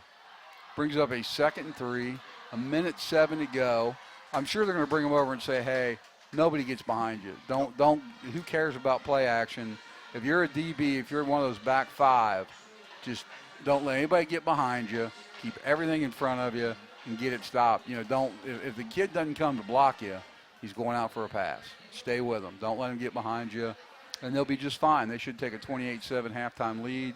And the way this defense is playing, it's been phenomenal. You don't want to give up a dumb touchdown right now. The defense has played well. Well, one thing for sure in the second half, we're going to see a lot of pass attempts by Sycamore. Yeah. The problem is with this pressure, that's probably not going to be a good thing for them. It's not going to be easy. And everybody, Wes is going to know they're going to throw the football, so they're just going to be pinning the ears back and coming. I see the band's getting ready to head onto the field at halftime. Crowd Good is band. pretty excited. Well worth coming to one of these games if you get a chance. Lakota West got a fantastic band. Yes. And very entertaining halftime show. And sometimes they'll perform after the game. Little middle screen, kept it inside to number 2. He's going to pick up some yardage, but again, that's KJ Sally senior for Sycamore catching the ball on the screen. But I think West could be real happy with that. Let them throw that middle screen. Pick up, they got the first down, stops the clock until they get the clock and things move. But I didn't see the clock stop. yeah, clock's running right now at 50 seconds. I think West would be real happy to give up a 7-yard pass attempt. Back goes Fair, looking downfield. He's flush from the pocket. There in McConnell, right? Marquise Fisher, number 24, second leading receiver in the GMC, is able to come up with that. But again, I think West is really happy with that. I think he lost a little ground on the play. Yeah, and the clock continues to run. They're down to 29 seconds on that, and good play coming up. Really nice, solid tackle by Jones, the linebacker, number 12, and just sure tackling. Kept him in bounds, Didn't allow him to get out of bounds, kept him on the middle of the field, and forced Sycamore to call one of their timeouts. But again, Lakota West did a pretty good job here having Sycamore pick up some yardage, but not much. Not picking up chunks. And if you're Sycamore, you got to get somewhere close. Even for an attempt at field goal, they probably got to have to pick up at least another 20 yards. Tough to do in 29 seconds. Looks like they got 2 timeouts left, though. Dan, I'm sitting here taking a picture of the west side of the stadium. I complained about the sunshine in the beginning, but one thing for sure, we get nice sunsets here. Yeah, it's beautiful. Yeah, it's beautiful. Even better when we're winning 28-7. It's a great sunset when you're 28-7. So West playing a pretty good football game here. I was worried about this game. Lyman, this is one of those games you had to worry about. They just beat Princeton. So I don't know that anybody thought Sycamore. No one picked Sycamore to be, on top of the charts in the GMC, but here they are, 3-0. Princeton was picked second, weren't they? In the oh, yeah. Fairfield, Princeton, Coleraine. Nice ball's break knocked down, was break that up. number 10? So that's number 10 for the Firebirds, which is Silas Walters. Yeah, him. Yeah, him. Cy Walters comes over. Cy's a guy who's always at the Bolden game. He's always at Buffalo Wings and Rings on Monday nights, Tom Bolden show. And Cy doing a nice job there, breaking that up as a safety. Yeah, I mean, a good job. Well thrown ball, actually, to the sidelines. Lucky that wasn't picked off. We got 22 seconds left here. Was it third and? Yeah, third and 10. So, yeah, I mean, you call a timeout, maybe try and run a play or two.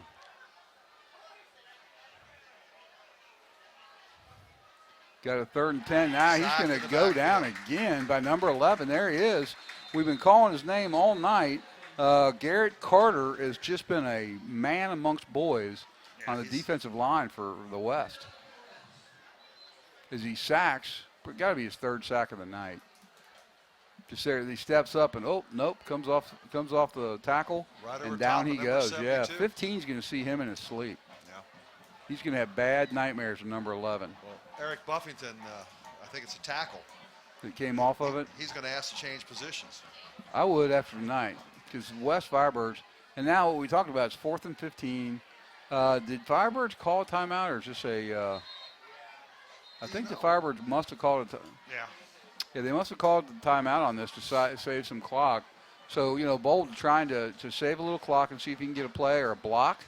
Maybe come in here and get a block, make these guys kick it or a return. So we got Alex Safari and what's it, Aaron Boyd? Yes, that are back. And Boyd's had a pretty good job returning the football. They've kicked away from Afari for probably good reason. Afari is a deadly return guy. He's a big guy. Yes. They kicked away from him again. They kicked it out of bounds.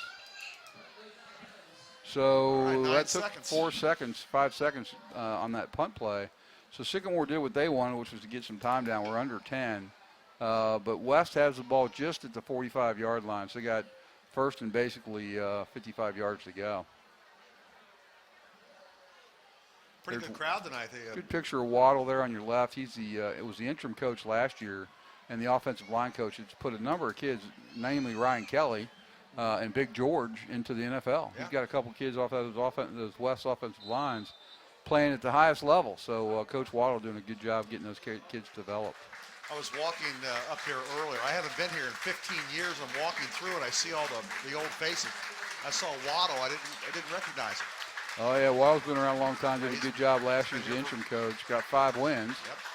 Yep. There it is, a fake out to the left side, and they're looking downfield. They fake the screen. Bolden's going to run it now, and this is probably going to run out the clock, Lyman.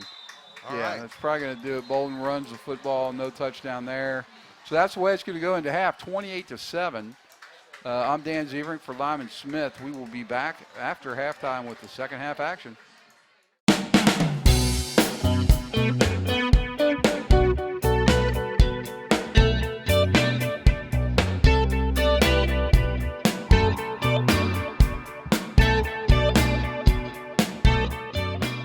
Hi, I'm Greg Wilkins, Butler County Engineer, here for an update on the Union Center interchange, the new DDI interchange.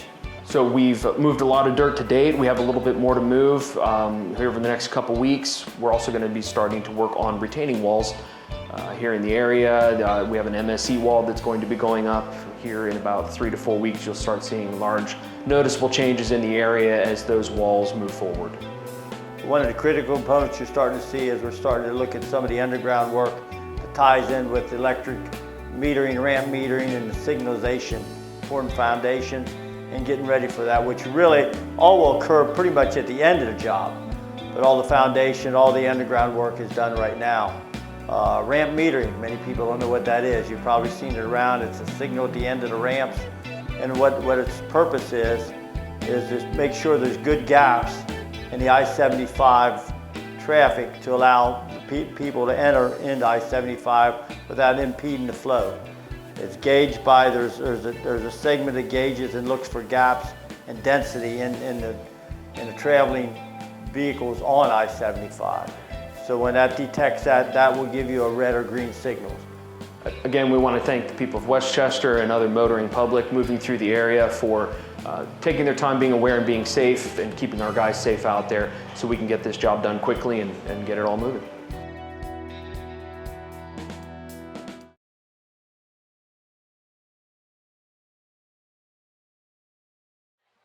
Welcome back to second half action of Lakota West Firebirds versus Sycamore Aviators. Lyman, first half pretty much dominated by West defensively and offensively up front. Totally dominant. If you look at the stats, Lakota West has 11 first downs to 2 for Sycamore.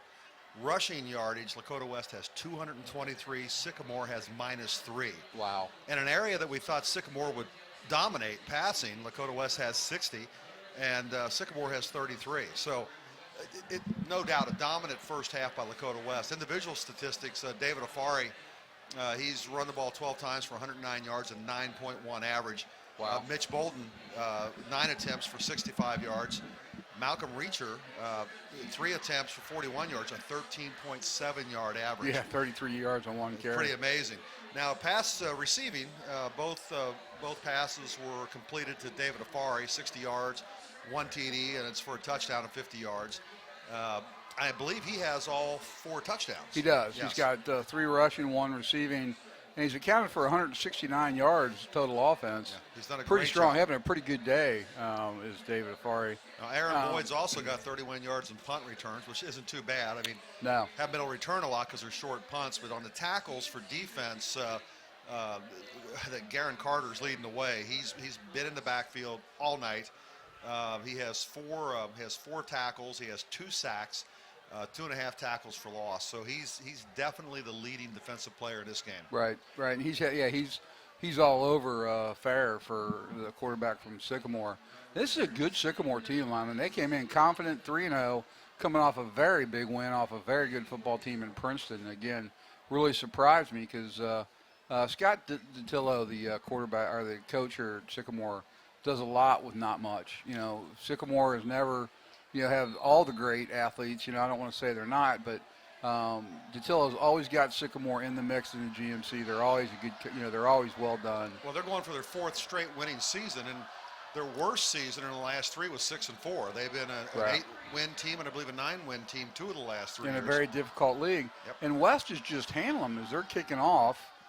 I'm sure that Coach Bolton was saying, see the kick is. This kid's quick. Yeah,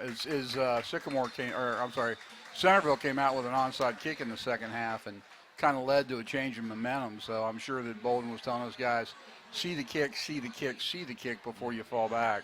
And they did, and Sycamore kicked deep to give the ball to West. So, Lyman, right now you got to feel at 28-7. If Lakota West can come down and score right away, the fat lady might start singing. Be over.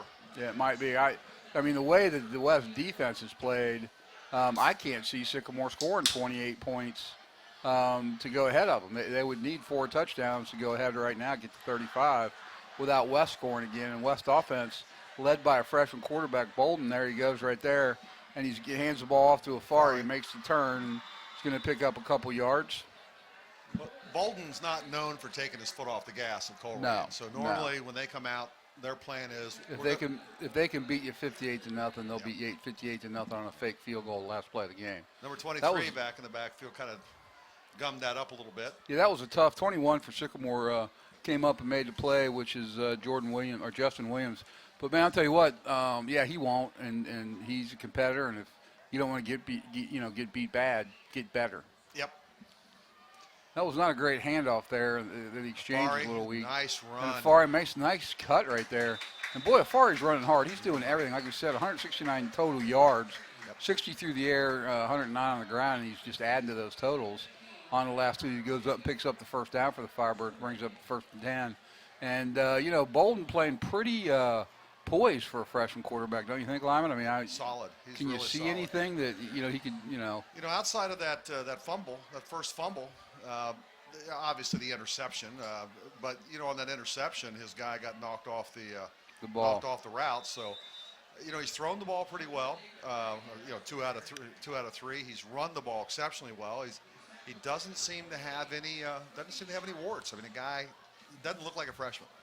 And again, I want to run through it again, but the offensive line for Lakota West, Aaron Thomas, the center, number 55, Matthew Kruger, number 65, number 72, Ed Bolden, number 76, Ken Harris, the second, and 77 is Tager Shabola. Those guys have been doing a yeoman's job all night long. Now we'll see if we can get to the defensive line so we can give those guys some love also. They've done a great job. Well, Afari's going to get hit behind the line of scrimmage for, looks like about a 6-yard loss. It's going to bring up around the 3rd and 11 at this point. Ford on the tackle. Yeah, Apollo Ford breaks through, makes a nice, reads this, gosh, yeah. comes right off the block of 76. So after giving him a bunch of kudos, I'm pretty sure that they're going to get some. Waddle's going to get a little heavy with him on Monday in film session. Well, I think 76 was looking to the inside, and number 1 came from looked like the outside linebacker. He just ran right by him. 76 didn't have his feet in the right position. Kid came right off of him. Ball went to Afari, and they got him on that. So you got a 3rd and 10, which is not a Firebird down. Not something you want to run. Is Bolden's going to go back and throw. Nice. And he's going to throw a dart in there. The number. And we have a flag on the play. That's 19 who caught the ball for the Firebirds. And Bolden threw a dart in there, and Nick Zander, who had a touchdown catch 2 weeks ago against Centerville, going to be pass interference against West. Wow. Don't see that very often. He must have pushed off. So there's some of these penalties we've talked about, Lyman, that the Birds have to clean up. The Firebirds need to get cleaned up. But not too bad tonight. I think they only had 3 or 4 penalties, and I'm not sure on the stat sheet. I don't see them. But only about 3 or 4 penalties in the first half, so not bad. Way better than what they played in the first, 3 games where they had, a low of 8. So they're cleaning up the penalties. We're getting better. And you knew that a Tom Bolden coach team would clean that stuff up. He's just too disciplined of a coach. The players are too disciplined, and that wasn't going to continue. He's only had a few weeks really with these teams to make a change, and Rome wasn't built and Coleraine wasn't built overnight, so it's going to take a little bit of time to get him there. This is and West will take a little bit. 31, it looks like. We're going to run jet sweep, and that is Afari, I guess, on the jet sweep. Yeah, picks up about 10 yards. Yeah, he got the corner and picked up about 10, but 3rd and 33 is not in the playbook. Yep. So it's going to, they're going to go here, and you get to replay as Afari got not great plays. Ball put on his shoulder pad. That can be a little dangerous. That's one thing. Bolden's got to get the ball in that gut a little bit better. He's a little loose with the handoffs and where they are. That should clear up a little as the season goes on. If he gains his confidence, he gets coached up, he'll start paying attention to that. I got to tell you what, Lakota West football on the offensive side looks good for me in the next 4 years if you're going to be playing this Bolden kid. As long as they can stay, and they got that sophomore number 77, so they're going to have a big kid there. Is the punt's going to go off? And he got it off. He's got a big Firebird roll. It's going to roll all the way inside the 10-yard line and kill. 5-yard line. Yeah, that's going to go down to the 5. That's what you want, a 4-yard line. So just inside the 5 does that punt go. So, again, special teams doing a fantastic job for the Firebirds as they continue to do good things. Again, the only touchdown coming off LaSalle was a special teams punt return for a touchdown. But they're covering punts. And, again, probably a sign of a Tom Bolden-led team. There's just not – they're all disciplined. They're all doing the right things. Obviously you just see right there how important special teams can be as they kick the ball on a field position, getting Sycamore inside the 5-yard line, down 3 touchdowns. You're talking about the future. 4 of the 5 offensive linemen are underclassmen. Yeah. Then you've got Alex Afari, Yeah, who I think Who's might a- run the ball Yeah, again next year. He's a freshman. Right. He's a freshman. No, I think he's actually a sophomore. I think they got him marked wrong. You think so? Yeah, he Okay. was a freshman last year. He played basketball on the varsity Okay, last year. okay. So I think that's why. I think So he's he's a a sophomore. sophomore. I mean, he's but a- still 3 more years of him. He's right now. He's bigger than his big brother. Right. 3 And inches he's taller. athletic. I mean, Oh, he yeah. could end up being one of those dive-backs or pitch-backs with his athleticism, or a wide receiver, or about anything he wants to Tight be. end. Playing corner right now, doing a good job of that. Put a few pounds on and be a tight end. All right. They're going to run a sweep. Sweep around the right. Found a little bit of room out there. Going to pick up about 5 years as the Firebirds wrestle him out of bounds at about the 12-yard line, 13-yard line. But got a little running room over there as he picks up about 6 yards, which for Sycamore with a -3 on rushing, that's a big gain for them. Absolutely. That doubled their output. Got them into the positive side on the yardage. Now they're splitting out to the left. Number 22. Is that 22? Yes. Now he's the leading receiver in the league. Yeah. Yeah. 22 and 24 are the two receivers for Sycamore. Markel Fisher, 24, and 22 is Jordan McConnell, who leads the leagues in reception right now. Both seniors, They both must wide have- receivers. They must have called a penalty on the play. They just gave him a first down. Oh, wow. I didn't see that. I didn't see it either. Ah. False on offsides on defense. So we had someone jump.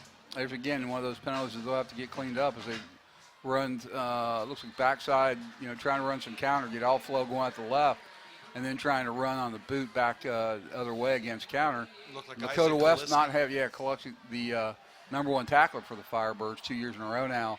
Was not fooled, stayed home, did the right thing, and was able to shut that down for no gain. Now we haven't called David Jones' name a lot. Not a lot, but that front four has been, nothing's getting by them. If you're a linebacker, it's going to be pretty lonely because nothing's getting back to that level. Everything's getting shut down by the defensive front. And they've been blitzing Jones quite a bit. Yep. And he's been one causing a lot of that pressure coming from the outside and forcing him out of the pocket or up into the defenders for the sack. So, he's effective. He's doing his job. He's containing the quarterback, keeping him in the pocket for the looks like Sycamore got a false start on that lineman. So they got the 5 back the defense gave up. And we're going to end up with a 2nd and 15. And, that just seems like Sycamore's been in that kind of a play all night. 3rd and 17, 2nd and 15. It's hard to win a football game when you're in those kind of downs and distances. I was reading that Jones was just upgraded to a 4-star prospect. He's going to the University of Cincinnati, He is. which is a great pickup for them. Yes. And now another penalty. Delay game on, so the penalty bug, and we had a relatively penalty-free first half. It's starting to, we're starting to get some pick 'em up here in the second half. And it's got to be hot down the field line because it's a blazer up here. Yeah, it's warm. I think we've only dropped like 8 degrees since. Yeah, this is like been doing a football game in a sauna. No, it's where we've dropped 6 degrees since kickoff, and the sun was shining brightly at that time. So Yeah. But hopefully on the field, not too bad. But that's, that AstroTurf, it's been known to get hot on those fields. Get hot and stay hot. Yeah, with that black rubber base. Fair takes a snap, drops straight back, and going to run middle screen again. And they're going to get some yardage out of that. That's their biggest pickup. Yeah, that's a actually big since pickup. the first series. But unfortunately, it just gets him back to the line of scrimmage, the original line of scrimmage. So they're going to bring up a 3rd and 10. Well, that might have been 3rd and 20, so now it's going to bring up a 4th and 10. Yeah. That was to the Aviators, number 2, KJ Sally, senior tight end, run the middle screen to him. And he's able to pick up 10 or 11 yards, but again, well short. That brings up a 3rd and 9. So manageable down. They were able to get some of that penalty yardage back, and now brings up a 3rd and 9, which for a passing team is a manageable situation. Fair's dropping straight back, looking downfield, found somebody, gets the ball out, and it's caught. Number 22. Number 22 we talked about, which is their number 1 receiver. Jordan McConnell. Jordan McConnell comes up with it, the senior wide receiver. And he runs a crossing route and picks up the first down. And he got a nice street drop, 7 yards, looks downfield, and you catch McConnell coming across.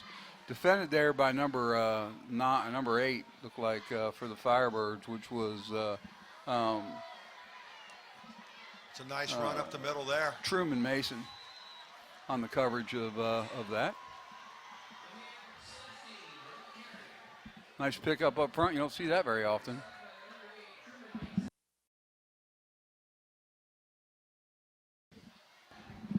Got the replay there. Yeah, just a good yardage pickup there. The offensive line finally getting some blocking. And that's going to end right there as West defensive line shuts that down quickly, just as quickly as they got a good running play up the middle.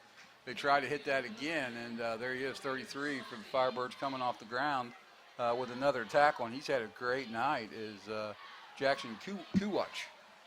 And boom, right there, grabs him. He's getting blocked and going down, but does a nice job grabbing the legs and bringing him to the ground. So Kuwach with a good game. Also, number 97, Jack Kiefer, holds his ground pretty well. Oh, yeah, well, the whole defensive line. He's neutralizing his guy. Here he is coming around the edge. Oh. That's going to be interesting because the defensive number 8 never actually looked back. He could get a call up there, which is Truman Mason. Never really looked back. And the Sycamore receiver, which was number 22, they were trying to get deep with McConnell, and Mason ran right into him. Never looking back, so they could have called pass interference on that. They're lucky the ball was thrown short, and I think those guys feel like it was just a non-catchable ball. Now, this is the second possession for Sycamore in this half, right? Yes. Typically in a half, a high school game, 6 possessions is what you hope for. So if we can stop them here, we narrow down their chances of catching up in this game quite a bit. And that came down. Guess who again? Number 11. Number 11 comes off the bottom of that stack with his 3rd sack of the game, and that's Garrett Carter, who's having a whale of a game. I think it's Garin.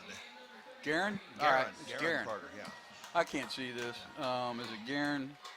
I think it is Garren. Garin Carter. You are correct, Mr. Smith. His dad may be 6'7", so we got to be very careful. I do want to pronounce this. Yeah, if he is, if he's as good or as big as that kid is, I do not want to mispronounce his name. Ryan Patrick or Patrick Ryan, whatever his name was, parents have never forgiven me at Lakota East. I never could figure out what his name was. But if you have 2 first names, there's nothing I can do about that. I never could figure out if it was Ryan Patrick or Patrick Ryan. So I just called him Ryan, and it was either his first name or his last name, but I got it right. You know, Dan, I'll tell you, I've always been a PA announcer, so I had a spotter, had somebody give me the names and the numbers. Yeah. And this is the first time I've been in a booth calling a game. I got to tell you, for you to keep up with this stuff is amazing. To get the number, to pay attention to what's going on, and to have something to talk about. With the West kids, it'll get easier as time goes on because you get to know who they are. Yes, yeah. It's always the teams coming in that you don't know who they are, and some of them have those names that you're like, you got to be kidding me. I'd like to buy a vowel. But yeah, no, it is a little bit difficult, and plus Lakota West with our the sheets they give us are on a font 6. Yeah, I'm 58 years old. I haven't been able to read that since I was 28. Yes, and we're not allowed to have light in here, so you can't see. No, very difficult to read these names, so we apologize. We'll get there. Bolden hands off to a fire, and he's going to take a loss as in comes number 20-something for the outside late. They look like he blitzed a safety. But this is that time. That looks like a safety came up and made that play early. Either blitzed him across the lineman. It's just the time you throw the football. And I know you got a lead and you want to run some clock. You're down to 3:12 in the 3rd quarter, and you definitely want to run clock. Freshman quarterback, do you trust him enough to throw the football and not get intercepted? But, they're bringing everybody up into the box. Look at that. They got 10 guys within 5 yards of the ball.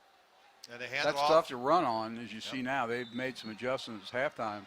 His number 19 for the Aviators comes up and makes the play, which is Jacob Trumich.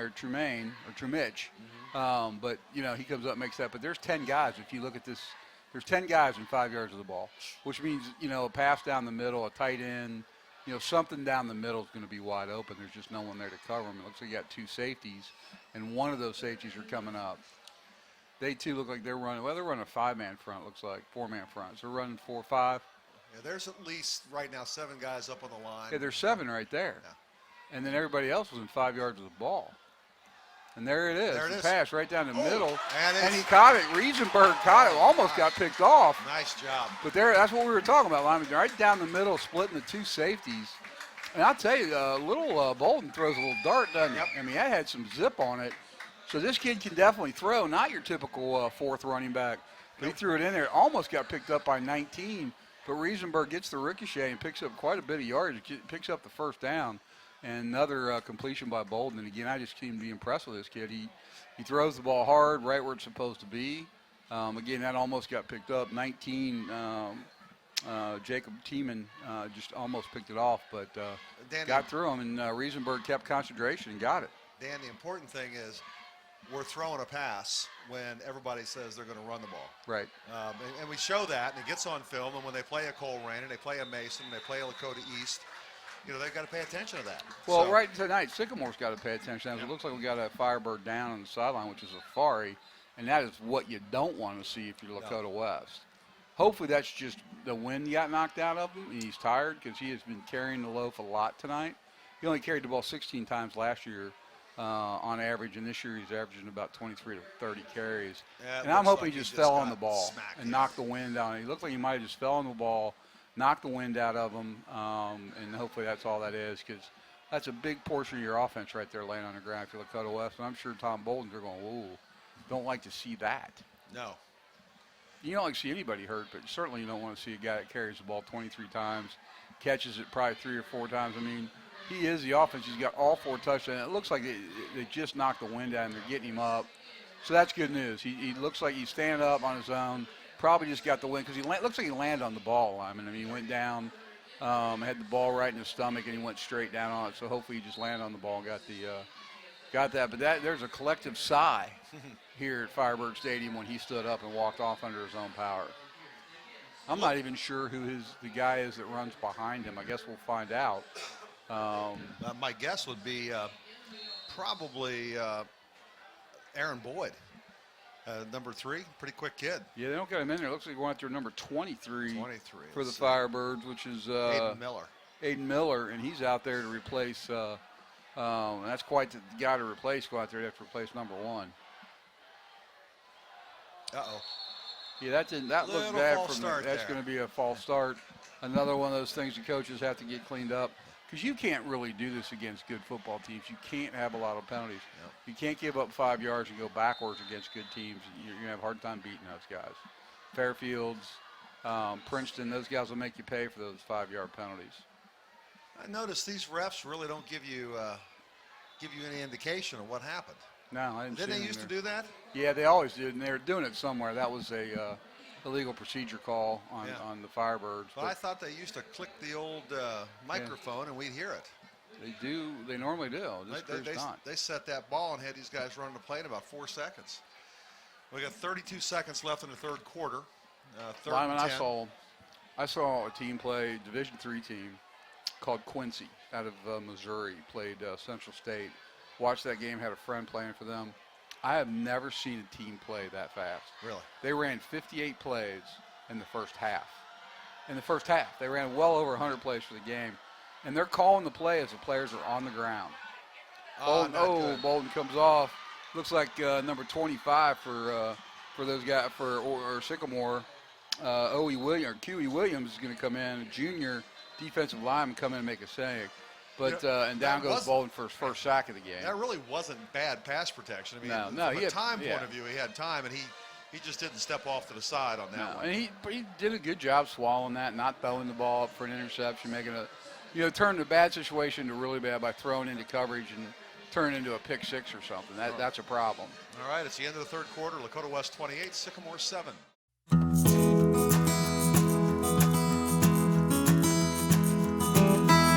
Hi, my name is Erin. Welcome to Delicious Designs Cookies, located in the heart of Old Westchester, where we create custom cutout cookies for special events and occasions.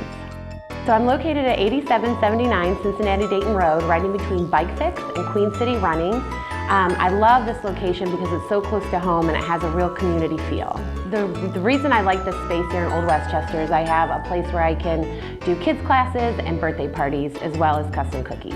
Yeah, so the kids will be coming in shortly to do 2 hours of games, crafts, and activities. Delicious Designs Cookies is your go-to for a unique gift, if it's a hostess gift, if it's a birthday gift, if it's a way to thank your customers. It's great for business to business, and always at the holidays, it's great to give cookies that you don't have to make. The best way to reach me is through my Facebook page, Delicious Designs Cookies. I'm very responsive to messages, and that's where all the newest things that are going on are always published first. All right, we're back. Firebirds right now with a commanding 28-7 lead. David Afar just left the game with an injury. Big stud for the Thunderbirds. Man, that's going to go back. Yeah. Wow, that's pre-1997. Which my high school team is having its 40th, which I cannot believe it yet, but our 40th reunion for football coming up on the 18th at the Back Porch Saloon, the 1979, 80, and 81 teams. Which I'm nearing 50. Yeah, a lot of those guys will be kind of, walking in on canes and things, I think. I mean, 58 years old we are. It's hard to believe it's been that long since we played over at the old Lakota over there on Tylersville Road, which is now the freshman school for West, and many moons ago. What parking lot you park in? Because how the heck are we going to help each other out of this place if we parked in different areas? Oh, I parked behind the field house. I can walk all over there. Oh, man. Well, it's a beautiful night here at Lakota West. Big crowd. Big crowd. Obviously, the West fans are pretty happy with a 28-7 lead. Back to pass. Fair looks right down and makes a connection. Very well thrown ball. Very nice catch. Again, number 24 over there, the 6'3" receiver, Markwell Fisher, on a nice pass and a nice catch. But when you're 6'3", it's pretty easy to find that guy. Oh, yeah. That's more typical Sycamore. That's more their game right there. Right there, and played it well. Got a good pickup, speed, boundary option right into the boundary. Nice. No go. Is up comes number 21. 21 for the Birds, comes up, makes a nice play on that, which is Hunter Anderson the second. It looked like 10 might have been on that also. Yeah. Silas Walters, was that it? Yeah, Cyrus is a good player. Yeah. Safety and very strong player, number 10.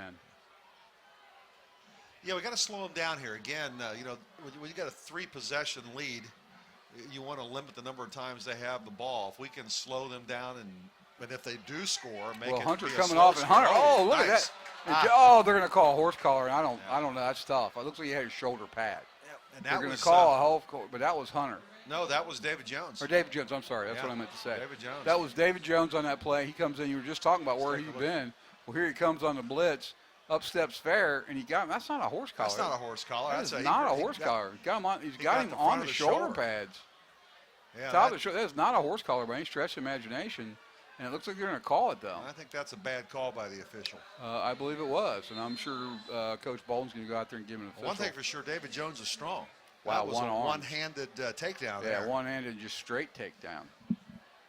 So that moves them up to the 30-yard line, 1st and 10 for the Aviators. Are going to run a screen pass. There's just nothing there. Again, the Lakota West defense is not giving up much tonight, Lyman. They are doing everything. At every position, they're playing well. They're beating their man. At every position, it looks like they're beating their man. They're outplaying them at every position. And that leads to pretty much a dominating game by Lakota West defense. Again, that penalty is about the longest Sycamore's had from scrimmage other than that long play on the second series they had right before the touchdown. Back to Tackles pass. Fair. Throws it It's out. not going to gain much. No. Gets him out of bounds, stop the clock. Is number 22 for the Aviators, Jordan McConnell, catches the ball, but not much yardage on that. Fair's got a pretty strong arm. I mean, that ball got from the center of the field to the sideline quick. Here's a replay. You're going to see it. Little just step back. Fair drops back, finds his favorite receiver, and just not much going there as you see two Lakota West defenders right there to take care of it. So West doing everything they can to play extremely well. Back to Fair pass back again. looking down the middle, nothing there, and he's going to get sacked again. I'll tell you what, that was a coverage sack. And guess who came off the bottom of that, Lyman? I didn't see it. Jones? Big Garin, man. Big Garin. Big Garin. Number 11 is Garin Carter. Again, you'll see him come off here. Here's a replay. Go ahead, Lyman. You can't see it from the replay, but there wasn't a receiver open. He was stuck. That was a coverage sack there. Yep, absolutely. And there goes number 11. It looks like he was held up by number 12. Also, Jones was out there Jones was out there.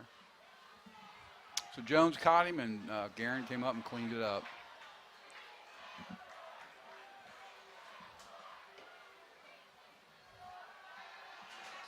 Fair back, steps up into the pocket, throws right down. Whoa. And Wide there was open. number 22, Connolly, right down the middle. Jordan McConnell, his favorite receiver, the senior, and wow, hit him right down the seam. So with 9:50 back, Sycamore trying to step up and make this a game, cuts the lead down to 14. Nice play. Look at him step up, That was a nicely thrown ball. Right on the nice shoulder. receiver. Yeah, that was really, really well done. 37, a linebacker trying to cover defend that. him. That's a mismatch every time. And he got wide open, and that's Isaac Kolowski, or Kolsick, which is a great player. I'm not saying anything bad about Kolsick. He's their number one tackler, but he's going to have a hard time covering a receiver that deep. Coming into the game, this Jordan McCone had 257 yards, a 15-yard average. Yeah. On 17 receptions. The kids. And that ain't going to hurt him. Yeah. Kick, and they make it 14. Our friend Jimmy Allshouse up there, right there in the on middle the of your camera. screen. Yeah. I told him at halftime I'm kind of hoping one of the kickers on the extra point. Try and knock him off there. Jimmy used to coach for a Pee Wee football team, so we had a lot of fun with him. We'd take great joy if he kind of tumbled, as long as he didn't hurt himself. Yeah, we don't want him to hurt real bad.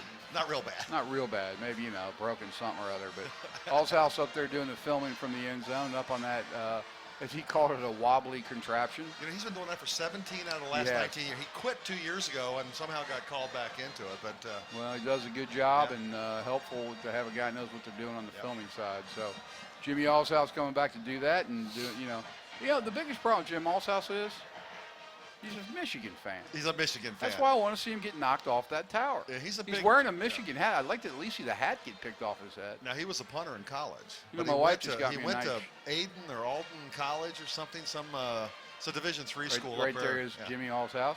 Yeah. I see you got that. Wave at us, Jimmy. You got that stupid-looking Michigan hat Yeah. on. But my wife got me a T-shirt I was going to give to Jim that said, "If you listen on a quiet night in Ohio, if you listen real hard, you can hear Wolverines crying."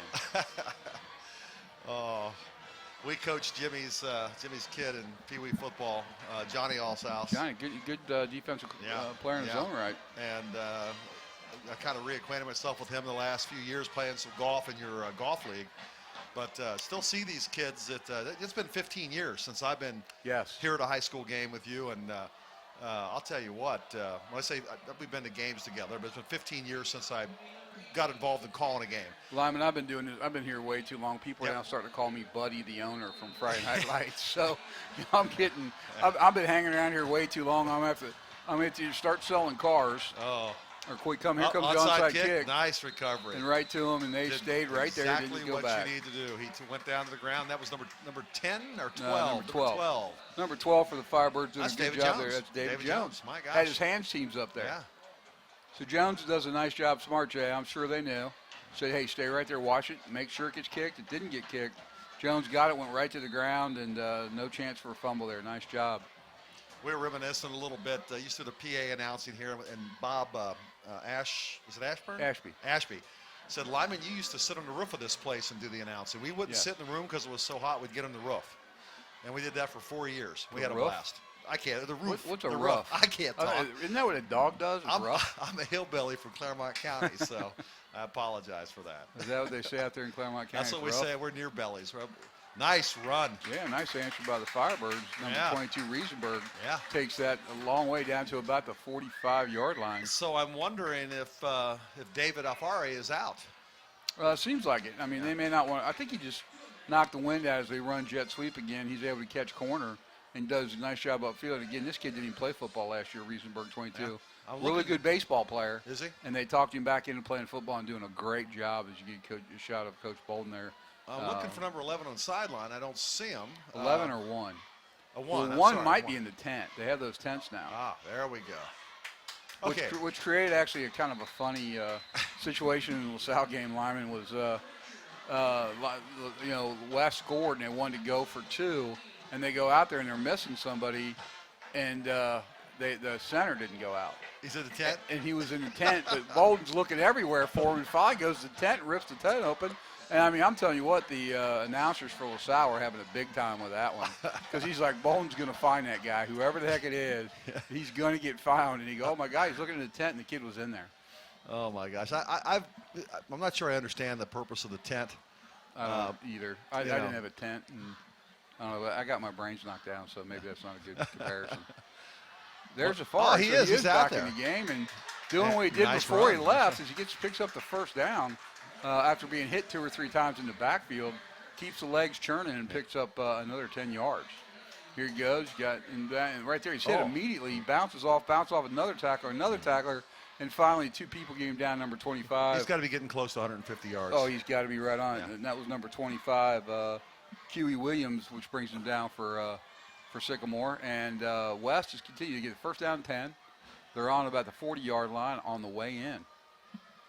20 yards to the red zone as Bolden keeps the Birds moving. They haven't scored this half, but haven't had the ball a lot. More importantly, this is a long, slow drive.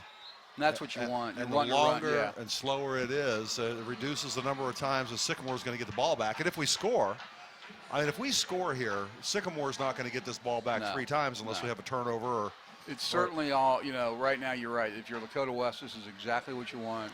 A long, slow, clock-chewing drive, which they're doing. They took this thing over with about 9 minutes to go, and they're down to 7:30.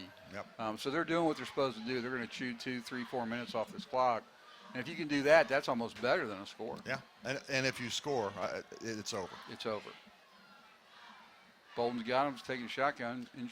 Riesenberg is going to take it on the jet sweep as Riesenberg gets the outside. Run. And stay in bounds. Yeah, he gets pulled out. I'll tell you of what, bounds. though, we say that the game's over. I don't know if you watched the Tulane-Houston game last night. No, I did not. Oh, my gosh. I heard it was a good one, though. Tulane comes back. With 53 seconds left or something. From 2 touchdowns down, and then they fake a going to the knee, get a first down, then a long pass, and score a touchdown with like 9 seconds to go to win the game. So you never know.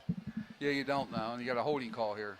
Yeah. Which, again, this is almost in West's favor because you get the holding, but you repeat the down. So you get another play to run clock One more time. So it almost works in their favor. They'll probably have to punt the football, but, they're in great shape to punt it. Well, it's only second down, so no, I know. They get 2 shots at it. They got 2 shots. But my point is, I don't think you're going to throw the football here. I think he's going to run. No.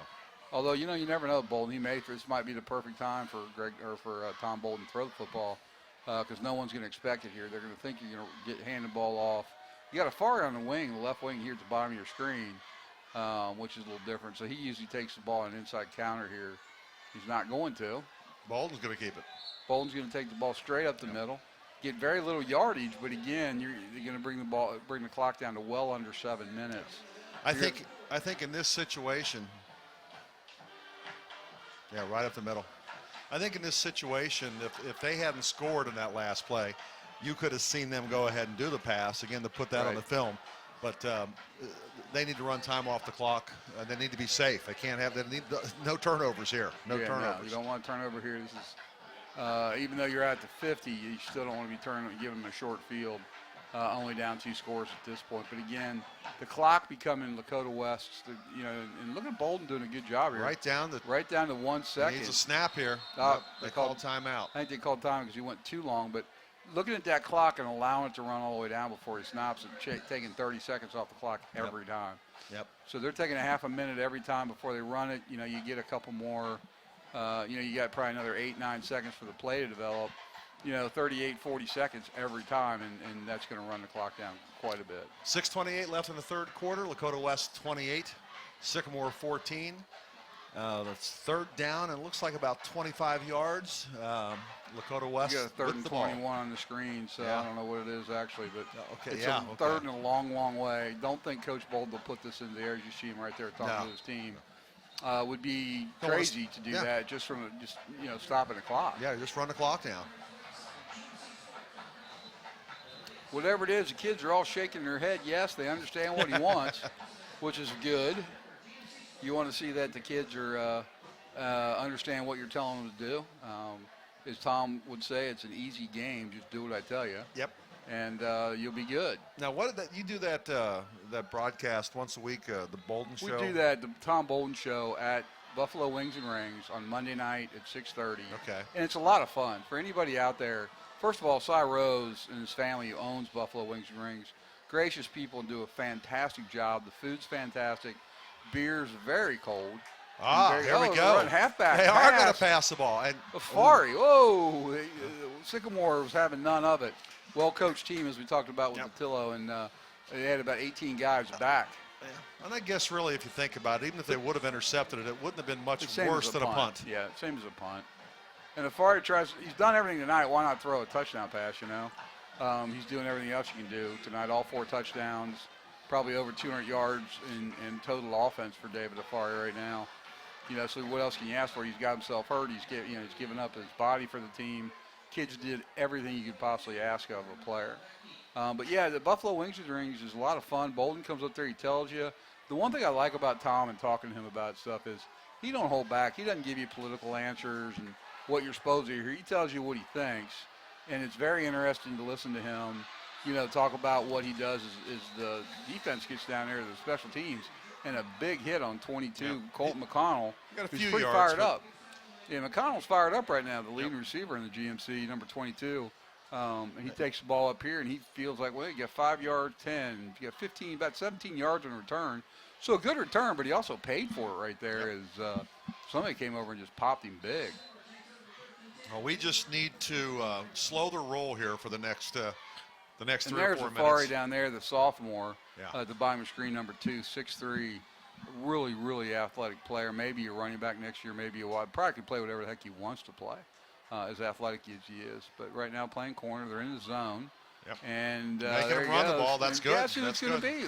Mr. Garen Carter stops him again. There he is, doing a little dance. He's having a heck of a game. He's going to be tired tomorrow. He's going to be tired tomorrow. He's doing a lot tonight. Any talk about opportunities for him at the next level? I have not. I'll have to ask Tom that on Monday. I mean, God, after tonight, I can't imagine somebody's not looking at him. 6'2", 250. I mean, he's got some more body to grow into that. Sure. But good, just a great player. Yeah. And there he goes again. He's chasing him out of the pocket. There's 11. It gets us down to 5 minutes and 30 seconds. So, they've had the ball 2 plays. It's taken a minute off the clock, and they've only picked up about stops the clock. Smart play by the quarterback. Yeah. But didn't get much yardage. You're now on 3rd and 10. Got to pick something up here. Although lineman, I don't know, at 5:31, you'd got to be almost in 2 down. 4 down. 2 down. Well, 4 down. 2 plays here. I mean, yeah, you get 4 this, down territory. You get this. 5 and 5 is all you're really looking for, because you're not going to win the football game any other way. Fair steps up, and there he goes. He's going to get the first down and more. Cuts it upfield, and he's going to take a shot down there by Jones to finish him off.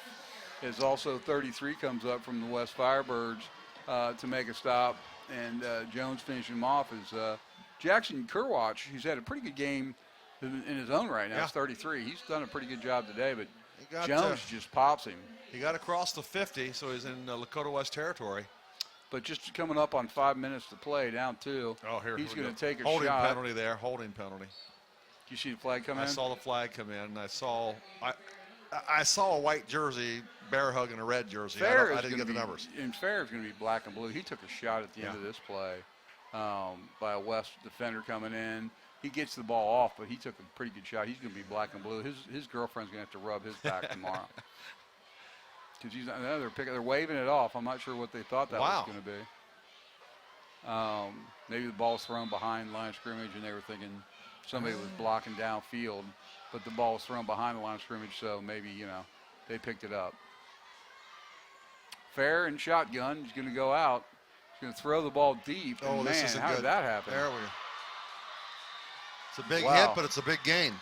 Yeah, that's the big 6'3" Fisher, Marquell Fisher, but somehow the corner stopped and just allowed to get him behind him. I'm not sure what they were doing there. Yep. His 21 just kind of stopped. I don't know if he saw somebody coming up underneath, but Hunter Anderson just stopped and let him run by. If the guy's not blocking you and he run by you, he's going out for a pass. Yeah. I don't know where Hunter thought he was going. There was nobody else. Anderson, I'm not sure where he thought he was going, but there's nobody there. Safety came over and made a big hit, but not until it was a really big gain is Fisher. Fair's a little short underback to a pretty well-covered receiver downfield. Well, right now this defensive line's got to get back to what they were doing in the first half and the beginning of the third quarter. We got to put some pressure on the quarterback. These 2 super receivers for Sycamore, both are getting open all of a sudden. All night long we've kind of covered them, but they're getting open right now. You got to be careful if you're Lakota West here. I mean, if they score here, and they're not quite to the red zone, but they're close, there's still 4 minutes left, 4:39 left in this game. It's a game, a 1-score game. And all of a sudden, in Centerville did this to West, but West responded with a touchdown drive to kind of put that away. As Fair breaks loose, he's down to 5-10 touchdown. So he's going to score with 4:31 left to go. They're now down by, if they get the extra point, they're only down by 7. Yep. So you breathe life back into Sycamore, who was pretty much on the ground and out of it. West has not done much offensively this quarter. So how are they going to, Lyman, here's the question. How does West respond to this? Do they go out with the dominance? You see Sycamore real happy. They've brought their left-footed kicker out here. They want to obviously drive this through. I think the big thing right now is, the momentum shifts can be huge. And right now you see the Sycamore kids are pretty light on their feet, feeling pretty good about themselves. Lakota West, maybe a little down, but I think did Lakota West take their foot off the gas? I mean, they haven't scored this half. They were scoring at will in the first half. They haven't done much offensively this half. They've had some penalties, kind of shorted their drives. But you see Sycamore, they're fired up. The other side of Sycamore was definitely a better team than what we saw in the first half. And maybe the real Sycamore team is just finally showing up. Yeah, it could be. But, we need to stop. I said it before. They should have only gotten 4 possessions, and right now they've gotten 3, and we've got to stop them on the next possession, or we got to take this one in. You got to watch again. I'm sure he's talked. He said to him, watch the onside kick. Yep. I mean, Sycamore with 4:31 can kick deep. Yeah, kick deep. There's no doubt. They don't have to do an onside kick here. There's plenty of time left in this football game. Because they scored in 2 minutes on that last drive. Yeah, they drove less quickly. than 2 minutes. And it was off a deep pass to Marquell, or Mike. Oh my God, 24, Markel Fisher. The big kid. The big kid, 6'3", come down with a big play and then big quarterback draw. Well, let's see what they do here. I don't think they need to do a onside kick. Yeah, I don't think they do either. I'm sure West has their hands teams up anyway, just in case that happens. Nope, he's kicking deep. Actually, it's the first time he's kicked it hard. Well, and it's hit in the ball. Whoa, watch out. Wow, I can't believe it. That looked like it. Oh, my goodness. Yeah, that's a great recovery. That was a great recovery, and that is number 23 for the Firebirds. It almost took it to. I want to see this on the replay, because watch this ball. There's an official right in the line, and I'm sure he thought it was goes out of bounds. That was out. That touched the white line there. That looked like it did, but they didn't call it. It's easy for us to see on a replay. The official, slow speed. There's the official right there that should have been looking down the line. But Aiden Allen makes a great recovery, gets the ball straight up the field and picks up, because that would have been devastating to get the ball down there in the 5-yard line or 6-yard line. Yep. Right now West has to go on a long drive. They've got to pick up they need to pick up 3 or 4 first downs, and if they can do that, they're going to win the football game. They'll run the clock out. If they go 3 and out here, we got ourselves a football game line. Yep. Let's see. We usually acknowledge our officials, but I don't see their names anywhere on this paperwork. Head coach. Maybe I don't want to say anything nice about them. I shouldn't be that way, should I? No, I think they've called a pretty good game tonight. Yeah, they have. And they're getting the ball to Afari until you want to get to him. There we He's go. got some running room, and Afari breaks in. What an answer. Hey, that's the answer, man. Just give the ball to David Afari and let him run. Now, I'll tell you what, that has probably got him darn close to 200 yards. Although he ran out of bounds after would have 21 stopped yard anyway. pickup. Yeah, would have stopped anyway with the first down. Yeah, no doubt. And David Afari right there just, picks up and he starts. I'll tell you what, he just 5, outruns 10, those guys. 15, 20, 25, 32 yards. After contact. He's an amazing running back, and he proves it right there. And just what the doctor ordered is a 32-yard scamper for David Afari. He picks up first down. They got 1st and 10 inside Sycamore territory, so they've changed field position. That went from almost, devastation down to 6 to pretty good shape here.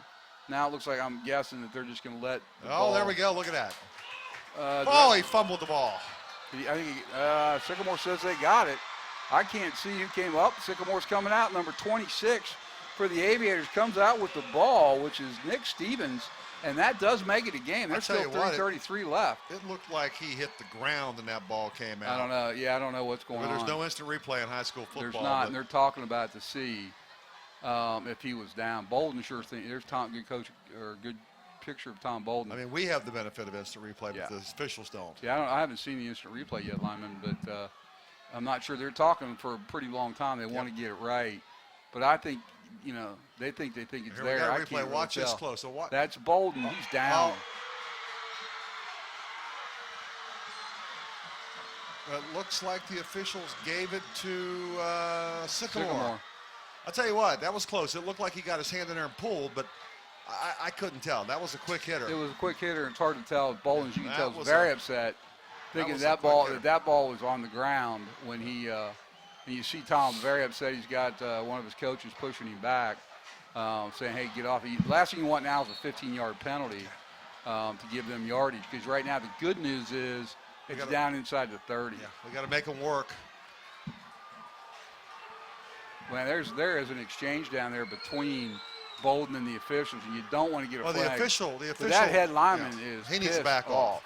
He does need to back. I'm not sure why he came over. Yeah, because he can walk across the field and get off Yeah, the field. Bolden was done. I mean, it was over with. Yeah. He was walking back. They pushed him back, and that guy came up and kind of rekindled it. I don't know what Bolden was saying. I'm sure it wasn't Merry Christmas. but, you know, that guy's got to be smarter than that. And they got the middle screen. They run that a lot, ran the ball. It looks like that's number 6, I'm guessing, or 8. That's number 8 for those guys. Well, they got the ball back with 3 minutes and 30 seconds on the clock. They got plenty of time. Plenty of time. They got they picked up about 6 yards or 7 yards on that, 2nd and 3. Clock is still running, which I'm a little surprised. They seem like they're taking their time here as the clock rolls down to 3 minutes. Fair's taking the snap. And the shotgun's going to drop back and pass, looking downfield. There we go. And there we go. The Firebirds are going to get him. He's going to pick up. It's not going to be a sack. He's going to pick up a few yards. Yeah, but he took quite a bit of time off the clock. Yeah, he did. Those things do. It looks like Garen Carter, again, number 11, is coming off the bottom. That chased him down. There he is. I mean, there he goes. He got him from behind, as Garen Carter does. And then the rest of the cavalry shows up. But it's going to bring a very important 3rd and 1. But again, it's 2-down territory where they get it here or not. They've had a hard time running the football, other than Fair. Fair has been the only guy that's picked up any yards running the ball tonight. And I would imagine you might see something out of that, and there you do. Fair goes right up the middle, is going to pick up the 1st down. But again, clock, we're going to go to the 2-minute warning, I'm guessing, before they get the next playoff. Well, they don't have a 2-minute warning in high school ball, do they? I don't know. It may not. So clock's going to keep running. It'll keep running. Yeah. Down to 2:09. We'll see here real shortly if you got a 2-minute warning, because we're going to run into over 2 minutes. They do not, Lyman. You are correct on that. Apparently no 2-minute warning at the high school level. Fair's going to take the snap and drop back and throw the ball. He's going to be under a little bit of pressure, and he's going to throw it out of bounds. Yeah. Smart play all the way around. That play took 45. 15 seconds. Yes. It took 15 seconds, and you can't take 15 seconds for every play. No. Okay, let's go back to this fumble. Watch this real close. Now, watch the hand go in. Okay, it's out. It's hard to tell. The ball's out. Well, watch where's this. his knees? It's out. It's out. It was a good fumble. Oh, it is out. You're right. That was a good fumble. It looks like he got his hand up. His knee wasn't down. So Coach Bolden will apologize to the official. I'm sure he'll give him a call probably tonight and say, I'm so sorry, you're so right. And it's amazing to me, Lyman, how many times at game speed officials get it right. Yeah. It's just amazing to me. Everybody wants to yell at them. Yep. But, man, officials tend to get it right. Fair takes a snap. He's going to go back. The ball's knocked down. Great play. Yes. Coming off the outside on a blitz is number 21 for the Firebirds is Hunter Anderson, the 2nd. Comes in off the right side on a corner blitz and is able to get his arms up and knock the pass down. Wow. Causing an in-play. What a great play. I mean, I don't know if anybody was out there. I couldn't tell beyond that if there was anybody out there. I didn't see a receiver if he was open or not. But, man, that was a great play by Hunter Anderson to knock the ball down. It's now 1 minute, 41 seconds, 3rd and 10. So that's a real big play because it brings up a 3rd and 10 with a minute 41 left. Firebirds fans are chomping at the bit here. They're stomping their feet. Oh, there they go. Oh, almost picked off by number 21, Hunter. Almost again. That was Hunter Anderson, the 2nd, making another good play. So it's going to bring up 4th down. Basically 4th in the game. Yes. Here it comes. It's 4th in the game. Fair's throwing the ball on the cut. And just a nice play by Anderson. Looks like he almost could have underthrown or intercepted that ball. He took a look at his hands like, you failed me, baby. But that's why he's not a wide receiver, and that's why he's a corner. Yeah. If you can't catch, you play defense. Yep. So here we go. It's 4th in the game. If Sycamore, they're going to call a timeout. Yep. But if Sycamore can pick up a 1st down, they still got life. They are at the 45, beyond the 50. There's Tom Bolden talking to the official. And I hope he's, not talking about the penalty of any sort right now. He's got something he's got to say. And Coach, the one thing about Coach Bolden is you pretty much know exactly what he feels. There's not, like I said, there's no pretense. He's not holding anything back right now. He's telling him exactly what he's doing wrong, why he thinks he's doing it wrong, and he's still talking to him about it. The good news is the white hat head lineman hadn't come up because that guy was pissed off too, and he had something to say to Bolden in response to whatever Bolden said to him. And again, I don't think it was Merry Christmas. Yeah. There wasn't many exchanges about how's your family doing tonight. Well, it's taken him a little over 2 minutes to get 15 yards. Yes. So at that pace, they're not going to get there from here. Again, the defense has played well. Yeah, You're gonna relying on the defense here. They've had to play this in the second half. Lakota West has not scored in this half. All 28 points come in the first half, all from David Afari. Yep. Not so much here, but I think just some conservative ball handling. Sycamore got a little hot here. Yep. Got a couple touchdowns, and now you got a game. But they're on the 45-yard line. They're on their own 45-yard line. You just Fourth don't let and 10. anybody behind you. And you just got to keep in front of those stakes. Fair's back's got some time. I'll tell you Finds what. his receiver, throws it, he's got it. First down. Oh, wow, what a play right there on the corner at the 38-yard line, Lakota West. He came back a good 10 yards. At least, but he got the first down. He came back 10 yards to make that catch. And, Sycamore got great blocking from their offensive line when they needed it. No pressure. West looked like dropped everybody in coverage. They didn't get much pressure on him, and he was able to do it. So here we go. 1st and 10, Sycamore back. Fair dropping it again. He's looking, trying to step up, can't. Flushed out of the pocket, and he's going to throw the ball out of bounds. Yep. Got outside the tackle pocket and just whipped it out of bounds. That was a line judge, so typically Looks like that's it's going to be a holding call, which is big. Yes. Those 10 yards down there, because far start. Oh, wow. Yeah, that big kid, if he's got the speed to get behind their guys. Yeah, the question is does the quarterback have the arm to get it out? When he came back, like he does. I think he can get it out there pretty far. But that fella came back a good 10 to 12 yards on that pass play. Yes, he did. But if he gets loose here and he can get rid of that ball quick enough, that guy's a little scary. It's a little strange. 24's out of the game right now, which is the big receiver for them. He just walked off the sidelines. But I'm kind of surprised that we're not playing a little deeper. Yeah, but we're still pretty aggressive. Looks like he's blitzing and bringing some people here too, which has been effective all night. I mean, why go back out of it? And there you go. You see the corner blitz off of it. Oh. And wow, is that a catch? It is a catch. Number 3 for Sycamore comes up with a fabulous. That is Gordian Apple. Yeah, Gordian Apple comes up with a big pitch. Well thrown ball too. Got it nice and low. Gets them down to about the 30-yard line. So here we go. Under a minute to play. Under a minute to play. At the 30 is Sycamore with a 2nd and 3. That goes Fair. Number 22. He's going to launch it out deep. He's got a receiver open. Whoa. And he was open. Yeah, I think, if this comes up on replay, it looks like he was open after he was off balance. I think he kind of separated as he turned his body away.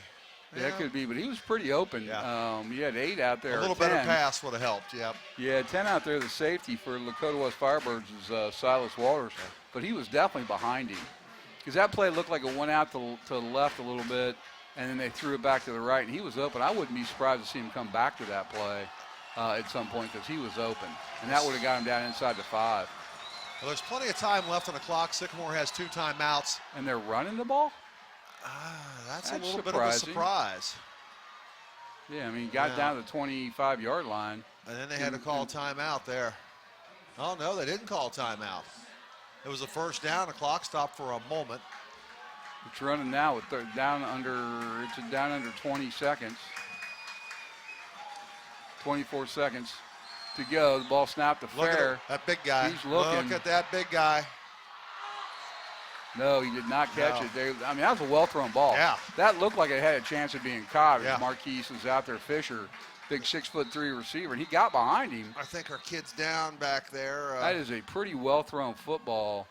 He played. That was a good defense. I mean, that was a good defense by Anderson. Looked like 21 out there in the corner. He was on him. Broke up the pass. I'm not sure. Is he hurt?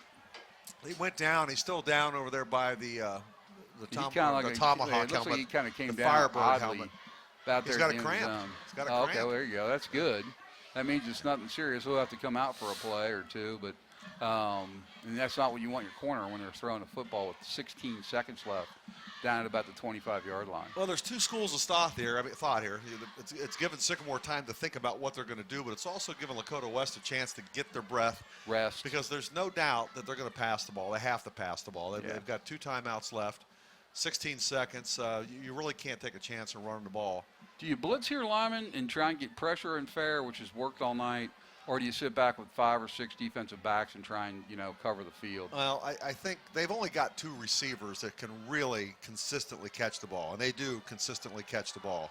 Yeah, you got to know where 24 and 22 are at all times. I mean, I'd have somebody bumping the big guy before he comes off the line, and number 22 is really fast. There you probably got to double team him. So you're keeping 3 guys on those 2. Keep a couple linebackers in the middle, and then you rush the rest. I don't think you do anything special. I think you just got to get your defensive line to just give the effort they gave in the first half, because they were getting pressure. Anderson walking off. Anderson the second walking off. They were getting so pressure. Probably just a cramp, as you say. Go ahead. They're getting pressure. They were getting pressure in the first half without blitzing and doing special stuff. So right. Maybe this little rest will give them that energy they need to make the push, and a little bit of a Bolden pep talk on the sideline. This would be a nice little time for Garen Carter to have him a big sack. Yeah, because we haven't called his name here much in the fourth, and not at all in the fourth quarter, right. Maybe twice in the third quarter. So yeah, we got to get him. Number 11's got to make him step up, make him a big play here. Pulausik, Hunter, one of them guys, or Jones, one of those guys going to make a play here. Yep. And they got to get some pressure. I mean, they're snapping. He's 7 yards back on the snap. It's going to be hard to get to him. His back goes fair, good protection. Got the ball tossed, and it's going to be overthrown. Yeah. Into a double cover, looking for number 8 on that, which is number 8. William Engel. And they've gone to him a little bit. He's been there. He's got a couple 3 catches, 8 does.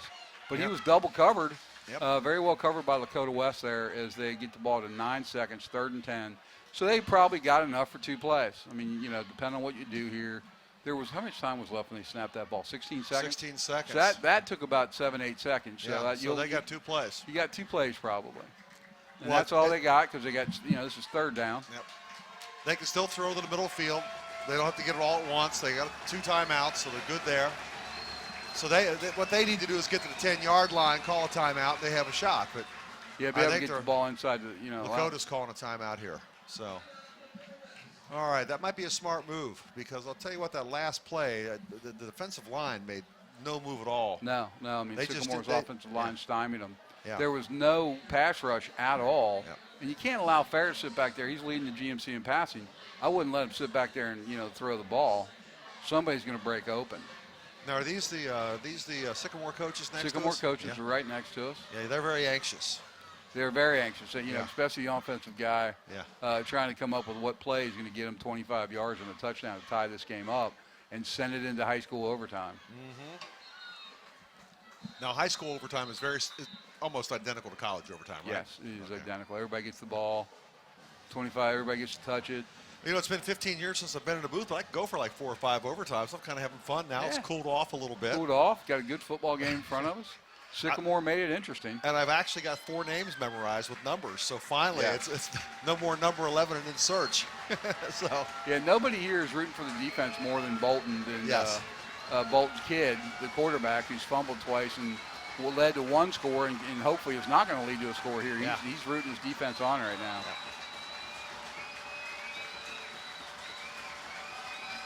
Back to Fair. He's dropping. Okay, number 3, here number comes 22. 11 a little bit.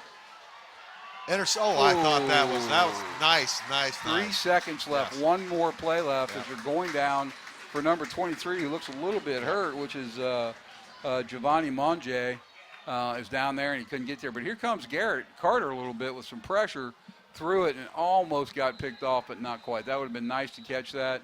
Everybody getting up a little slow, even the West player getting up a little bit. He's going down number 26 for West, who is William Barber, is defensive back, a junior. He's coming up a little bit shaky, lame. Yep. So you got a bad ankle or something. You got 3 seconds to go here. You got to put two defensive backs on the 5-yard line. And then you just got to keep them out of the end zone. I mean, first down doesn't matter. It's only 3 seconds. They got to go to the end zone. So you got to go back in zone coverage and just keep the ball in front. You don't want to go man on man and got beat anywhere. But all you want to do is just go into zone coverage here, lineman, and don't let anybody behind you. Don't let anybody in the end zone. Let them catch it, in front of the goal line. Tackle them, and the game's over. Now, this is where the quarterback in the first half had that draw. Yep. Because we got so preoccupied with and he did a draw right into the end zone. I'm sure Carlton is telling him to watch that quarterback. Somebody needs to draw. Yeah. And then the number 22, the super fast kid. He's one that he could catch it short and maybe run it in because he's just difficult to. It's tough to call that play though as an offensive coordinator. You're trying to throw the end zone here because if you want to catch it, you want to be in the end zone because if you catch it and get tackled outside, the game's over. Well, my first target's the big guy. That big kid. Again, I keep saying the big guy. What's his number? Mark, you're talking about Markeel Fisher, number 24. Yeah, that guy's. That's my first choice because he's big and tall. And I'll tell you what, I'd put Afari, our 6'2" defensive back, on him.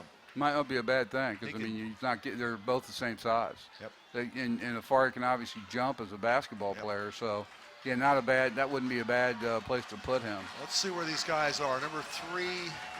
22 is going to be on the wing. Right. It looks like he's going to be left wing. Yeah. 24 is he split right? I don't even see him on the field. Oh, there he is. They're both on the same side. Yep. 22 and 24 are both split left. 24 is all the way to the line. And you're right. They've got Afari on him. Number 2 is on Afari. The only thing is they don't have anybody back. Well, he was back. Afari lined up at about the 15-yard line. Yeah, but they have nobody behind him. Well, linemen, their first 3 steps are straight back. They're going to go straight back off the snap. They're not going to be coming up in press coverage at this point because you just got to keep the ball out of the end zone. Out of the end zone. Let them catch it at the 15. Anywhere from the 1 to the 25, let them catch it. Anywhere else, you don't want the ball in the end zone. That's just simply it. It's a simple game. Keep them out of the end zone. Just hard to execute it sometimes. Well, hopefully, and I don't want overtime. I want this game to end right here. So you got to give Sycamore credit, linemen. They came out in the second half, didn't give up. Believe they could come back and play, and they've done it. They've come back almost all the way. Haven't come all the way back. Again, a tale of 2 halves here. Sycamore has just. I found my pen. Oh, that's good. That's good. For the audience, I accused Dan of stealing my pen. I just found it. Which I've been justified. Actually, when he wasn't looking, I threw it on the desk. All right, final play of the game. Here we go. Fair's back, 1 play. To see if they can send it to overtime. All right, they got some pressure. They got some pressure. Fair's throwing it up, and that's not there. That's going to be intercepted. There we go. Game over. Yes, game interception over. In the end zone. Good job as 21 came up with the interceptions. Had a good night all night. Yep. Is Hunter Anderson, who's had a couple of big plays on that drive and gets the interception, knocks it down, and West ends up sealing, putting the final seal on the 28-21 win. But they made it interesting. Made it interesting. Again. We got pretty excited about this freshman quarterback, and I think we should still be really excited about him. He had some mistakes there in the end that might have put him in peril. But it was a great game. Final score, Lakota West 28, Sycamore 21. We'll be back to see you next time. I'm Dan Zeverink. This is Lyman Smith. Great, fun game to watch. We'll see you in the next time. Good night, everybody.